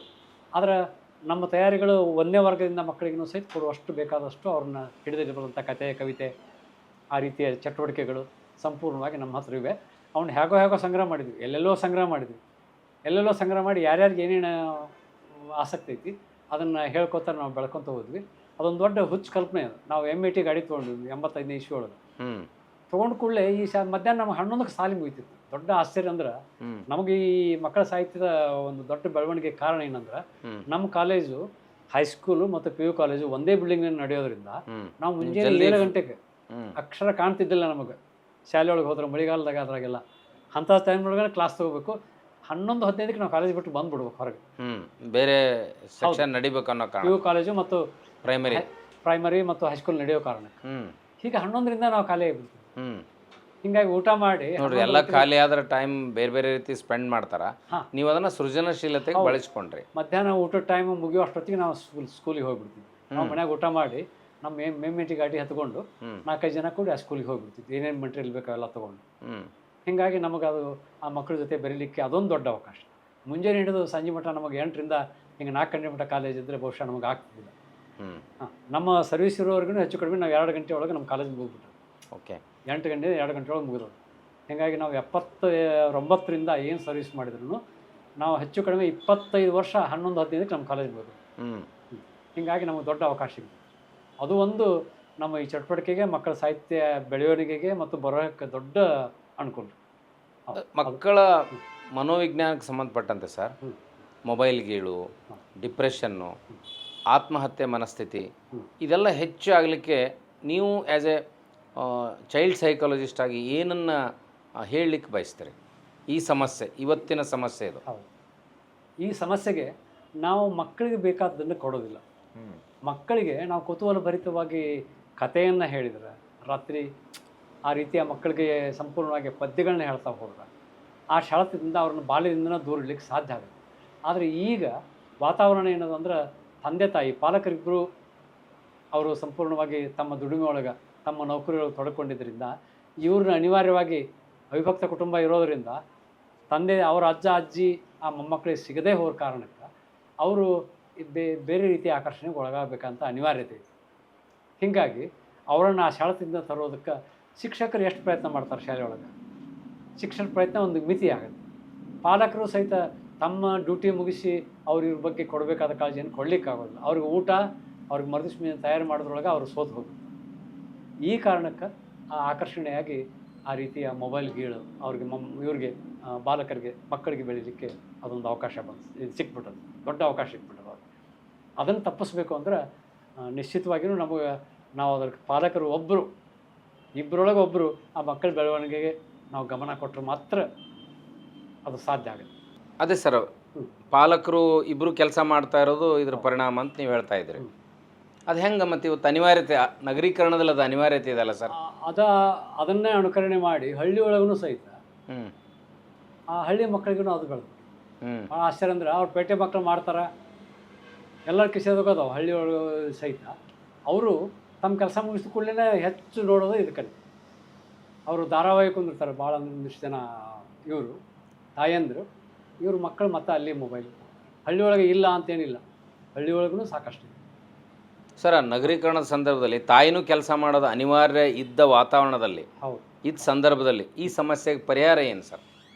ಇಬ್ಬರೊಬ್ಬರು ಕೆಲಸ ಮಾಡ್ಬೇಕು ಅನ್ನೋದು ರೆಮಿಡಿ ಅಲ್ಲ. ಈಗ ಅಲ್ಲ ಅಲ್ಲ ನಾವು ಹೇಳಿದ್ರೆ ಕೇಳಂಗಿಲ್ಲ ಅವರು. ಹೌದು ಕೇಳಂಗಿಲ್ಲ. ಯಾಕಂದ್ರೆ ನಮಗೆ ಶಿಕ್ಷಣ ಇದೆ, ಮಕ್ಕಳ ಸಲುವಾಗಿ ನಾನ್ಯಾಕೆ ನನ್ನ ವೃತ್ತಿ ಬದುಕನ್ನು ಬಲಿ ಕೊಡಲಿ ಅನ್ನೋಷ್ಟರ ಮಟ್ಟಿಗೆ ತಾಯಂದ್ರ ಮನಸ್ಥಿತಿ ಇದೆ. ಸೊ ಅದಕ್ಕೆ ಪರಿಣಾಮ ಏನಂಗಂದ್ರೆ ವಾಟ್ ಇಸ್ ಎ ಟೆಂಪ್ರರಿ, ತಾತ್ಕಾಲಿಕ ಪರಿಣಾಮ ಏನು ಸರ್? ತಾತ್ಕಾಲಿಕ ಪರಿಣಾಮ ಅಂದರೆ ಮತ್ತೆ ಅವರು ಪರಿಪೂರ್ಣ ಎಲ್ಲ ದರಿವಿನ ಮರೆತು ಸಂಪೂರ್ಣವಾಗಿ ಮಕ್ಕಳ ಬಗ್ಗೆ ಕಾಳಜಿ ಮಾಡಿ ಟಿ ವಿನ ಮತ್ತು ಈ ಇವುಗಳನ್ನು, ನಾನು ಇಲ್ಲೇ ಅರ್ಬನ್ ಫಾರೆಸ್ಟ್ ಅಂತ ಬೆಂಗಳೂರೊಳಗೆ ಒಂದು ಇರುವಂಥ ಇದರೊಳಗೆ ಚಂದ್ರಶೇಖರ್ ಅವರು ಬೇರೆ ದೇಶದೊಳಗನ 10-15 ವರ್ಷ ಇದ್ದು ಬಂದ. ಅವ್ರ ಮಕ್ಕಳಿಗೆ ಬೆಳೆಸೋದು ಹೇಗಂದ್ರೆ ಅವ್ರು ಇನ್ನೂ ATM ಕಾರ್ಡ್ ಇಟ್ಟಿಲ್ಲ, ಆಮೇಲೆ ಮೊಬೈಲ್ ಇದನ್ನು ಬಳಸೋದಿಲ್ಲ, ಅಂದ್ರೆ ಯಾವ ಗೂಗಲ್ ಪೇ ಇವನ್ನೆಲ್ಲ ಬಳಸೋದಿಲ್ಲ. ಯಾಕಂದರೆ ಅನಾವಶ್ಯಕವಾಗಿ ನಾವು ಏನು ಬೇಕಾದ ತೊಗೋತೀವಿ ಅನ್ನುವಂಥ ರೀತಿ ಮಕ್ಕಳಿಗೆ ಆ ಒಟ್ಟ ಪರದೆಯಿಂದ ದೂರ ಇರಿಸ್ಬಿಟ್ರು. ಇಬ್ಬರು ಗಂಡ ಹೆಂಡತಿ ಪರದೆಯಿಂದ ಇಬ್ಬರು ಚಲೋ ಕೆಲಸ ಮಾಡ್ತಾರೆ, ಆದರೆ ಪರದೆಯಿಂದ ದೂರ ಇರಿಸಿ ಭಾಳ ಶ್ರಮ ಪಡ್ತಾರೆ. ಏನು ಆ್ಯಕ್ಟಿವಿಟೀಸ್ ಕೊಡ್ತಾರೆ ಸರ್ ಅವ್ರಿಗೆ? ಬೇರೆ ಬೇರೆ ರೀತಿ ಆ್ಯಕ್ಟಿವಿಟೀಸ್ ಕೊಡ್ತಾರೆ. ಅವರು ಇಬ್ಬರು ಅತ್ಯಂತ ಇದು ಅದಾರ, ಏನು ಅದಾರ ಅಂದ್ರೆ ಕಲಾವಿದರು ಅದಾರ. ಮತ್ತು ಹೆಂಗೆ ಮಾಡ್ತಾರೆ ಅಂದರೆ ಬೇರೆ 4 ಮಂದಿ ಮಕ್ಕಳು ಕರ್ಕೊಂಡ್ಬಂದು ಅವ್ರಿಗೆ ಪಾಠ ಹೇಳ್ಕೊತ ಕುಂತು ಈ ಮಕ್ಕಳನ್ನ ಅದರ ತೊಡಗಿಸ್ತಾರೆ. ಆ ತಮ್ಮ ಇದರೊಳಗಿರುವಂಥ ಮಕ್ಕಳನ್ನ ಕರ್ಕೊಂಡು ಬಂದು ಅವ್ರಿಗೆ ಸಹಿತ ಟ್ಯೂಷನ್ ಹೇಳ್ತೀನಿ, ನಾನು ಈ ಪಾಠ ಹೇಳ್ತೇನೆ ಅಂತ ಹೇಳಿ. ಅಂದರೆ ಪಾಲಕರ ತ್ಯಾಗದ ಕೊರತೆ ಇದ್ದ ಸ್ವಾಸ್ಥ್ಯ ಹಾಳಾಗಿದೆ. ಹೌದು ಭಾಳ ಭಾಳ ತ್ಯಾಗ ಮಾಡ್ತಾರೆ. ಅದ್ರ ದೊಡ್ಡ ಚಾಲೆಂಜ್ ಅದು. ನಾವು ಹೇಳ್ಕೊಂಡು ಮತ್ತೆ 2 ಸಮಸ್ಯೆ ಅದಾವಲ್ಲ ಸರ್. ಈಗಿನ ದಂಪತಿಗಳಿಗೆ ಅಜ್ಜ ಅಜ್ಜಿ ಮನೇಲಿ ಇರಬಾರ್ದು, ತಾವು ಸ್ವತಂತ್ರವಾಗಿರಬೇಕು, ಇದ್ದಿಬ್ರು ನೌಕರಿಗೆ ಹೋಗಬೇಕು. ಈ ಮಗುವಿಗೆ ಶಿಕ್ಷಣ ಸಿಗದೆ ಆ ಮಗು ಹಾಳಾದ್ರ ಚಿಂತಿಲ್ಲ, ಅದು ತಮ್ಮ ಭವಿಷ್ಯಕ್ಕೆ ಮಾರಕ ಅನ್ನುವಂಥ ವಾಸ್ತವ ಸತ್ಯ ಗೊತ್ತಿಲ್ಲಲ್ಲ. ಇದು ಭಾಳ ಮೂರ್ಖತನ ಅಲ್ಲ? ಭಾಳ ದೊಡ್ಡ ಸಮಸ್ಯೆ ರೀ, ಬರ್ನಿಂಗ್ ಇಶ್ಯೂ ಅದು. ಈಗ ಭಾಳ ದೊಡ್ಡ ಸಮಸ್ಯೆ. ನಾವು ಈಗೇನೋ ಆಕರ್ಷಣೆ ಅನ್ನಿಸ್ತದೆ, ಹಣ ತಿಂಗಳೊಳಗೆ ನಮ್ಗೆ ಬೇಕಾದನ್ನು ಕೊಂಡ್ಕೋತೀವಿ, ಬೇಕಾದಲ್ಲಿ ತಿರುಗಾಡ್ತೇವೆ ವಾರಕ್ಕೊಮ್ಮೆ ಹಿಂಗಂತ ಏನೋ ಒಂದಿಷ್ಟು ಕಲ್ಪನೆ ಐತಿ. ಆದ್ರೆ ಭಾಳಷ್ಟು ಜನ ಯಾಕೆ ಹೊಳ್ಳಿ ನಾವು ತೋಟ ಮಾಡ್ತೀವಿ, ನಾವು ಊರಿಗೆ ಬರ್ತೇವೆ ಅಂತ ಸಾಫ್ಟ್ವೇರ್ ಮಂದಿ ಯಾಕೆ ತಿರುಗಿ ಬರ್ತಾರಂದ್ರೆ ಬಹುಶಃ ಅವ್ರಿಗೆ ಇದು ಖಂಡೈತೆ ಅವ್ರಿಗೆ. ಅಲ್ಲ, ದಾಂಪತ್ಯನೂ ಸರಿ ಇಲ್ಲ ಸರ್. ಹೈಯೆಸ್ಟ್ ಡೈವರ್ಸ್ ಕೇಸಸ್ ಈಗ. ಹುಟ್ಟಿದ ಮಗುವನ್ನು ಬೆಳೆಸೋ ವಿಧಾನದಲ್ಲಿನೂ ಕೂಡ ನೀವು ವಾಸ್ತವದ ಚಿತ್ರವನ್ನು ಕಾಣ್ತಾ ಇಲ್ಲ. ಮತ್ತು ಭಾರತ ಎಂಥ ದೊಡ್ಡ ಕೌಟುಂಬಿಕ ಪರಂಪರೆಯನ್ನು ಹೊಂದಿತ್ತು, ಕೌಟುಂಬಿಕ ವ್ಯವಸ್ಥೆಯನ್ನು ಹೊಂದಿತ್ತು. ಅಜ್ಜ ಅಜ್ಜಿ ಸೋದರತ್ತೆ, ಈ ಮಾನವೀಯ ಸಂಬಂಧಗಳು ಹೋಗಿ ಬರೇ ಆಂಟಿ ಅಂಕಲ್ ಲೆವೆಲ್ಗೆ ನಾವು ಬಂದ್ವಲ್ಲ. ಇದು ಹೇಗೆ, ಇದಕ್ಕೆ ಪರಿಹಾರ ಅನ್ನೋದು ಏನು ಇಲ್ಲ ಅಂತೀರಿ ಸರ್? ಅದು 2 ಏನಾಯ್ತಲ್ರಿ ಅಂದರೆ ಭಾವನಾತ್ಮಕ ಕೋಶ ಮತ್ತು ಏನು ಇದು ಕೋಶ ಅದಾವಲ್ಲ, 2 IQ ಆ್ಯಂಡ್ EQ. ಹೌದು, ಅದರೊಳಗೆ EQ ಮಾತ್ರ ಸಂಪೂರ್ಣವಾಗಿ ಇವತ್ತು ಬೆಳೀಲಿಕ್ಕೆ ಏನೂ ಅವಕಾಶ ಇಲ್ಲ. ಓನ್ಲಿ ಏನಿದ್ರು ಫೋಕಸ್ ಐಕ್ಯೂಗೆ, ಇಂಟೆಲಿಜೆಂಟ್ ಕೋಶೆಂಟ್ಗೆ. ಹೌದು, ಇವರು ಹಾಗೆ ಯಾರು ಪಾಲಕರು ಹಾಗೆ ಕೊಟ್ಟಾರ, ಮಕ್ಕಳಿಗೂ ಅದನ್ನೇ ಕೊಡ್ಲಿಕ್ಕೆ ಹಚ್ಚಾರ. ಹೀಗಾಗಿ ಅವ್ರಿಗಿದು ಬೆಳೆಯೋದಿಲ್ಲ. ಅಂದ್ರೆ ಅಜ್ಜ ಅಜ್ಜಿ ದೂರ ಇದ್ದರೂ ಅವ್ರ ಬಗ್ಗೆ ಸಂಪರ್ಕ ಇಲ್ಲ, ಎದುರಿಗೆ ಇದ್ದರೂ ಅವ್ರಿಗೆ ಕೊಡಬೇಕಾದ ಗೌರವ ಅಥವಾ ಅದೊಂದು ನಮಗೆ ಅವಿಭಾಜ್ಯ ಅಂಗ ಮೌಲ್ಯ, ಆ ಸಂಬಂಧ ಹಿಂಗೈತಿ ಅನ್ನೋದನ್ನು ತಿಳಿಸುವಂಥ ವ್ಯವಧಾನ ಇಲ್ಲ. ಹೀಗಾಗಿ ಆ ಸಂಬಂಧಗಳು ಇನ್ನಷ್ಟು ಸಂಪೂರ್ಣವಾಗಿ ಸಡಿಲಾಗಿ ಶಿಥಿಲಾಗಿ ಅದು ದೊಡ್ಡ ಒಂದು ಏನೋ ದುರಂತದ ಕಡೆ ನಾವು ಸಾಗ್ಯವೇನೋ ಅನ್ನುವಂಥ ಭಯಾನಕ ಸ್ಥಿತಿ. ಯಾಕಂದ್ರೆ ನಾವು ಅದನ್ನು ಗ್ರಾಮೀಣದೊಳಗೆ ಬೆಳ್ಕೊಂಡು ಬಂದು ಆ ಸಂಬಂಧದ ಸಮೃದ್ಧಿಯನ್ನು ಪಡೆದಂಥವ್ರಿಗೆ ಇದು ಒಮ್ಮಿಂದ ಮೇಲೆ ದೊಡ್ಡ ಆಘಾತವನ್ನು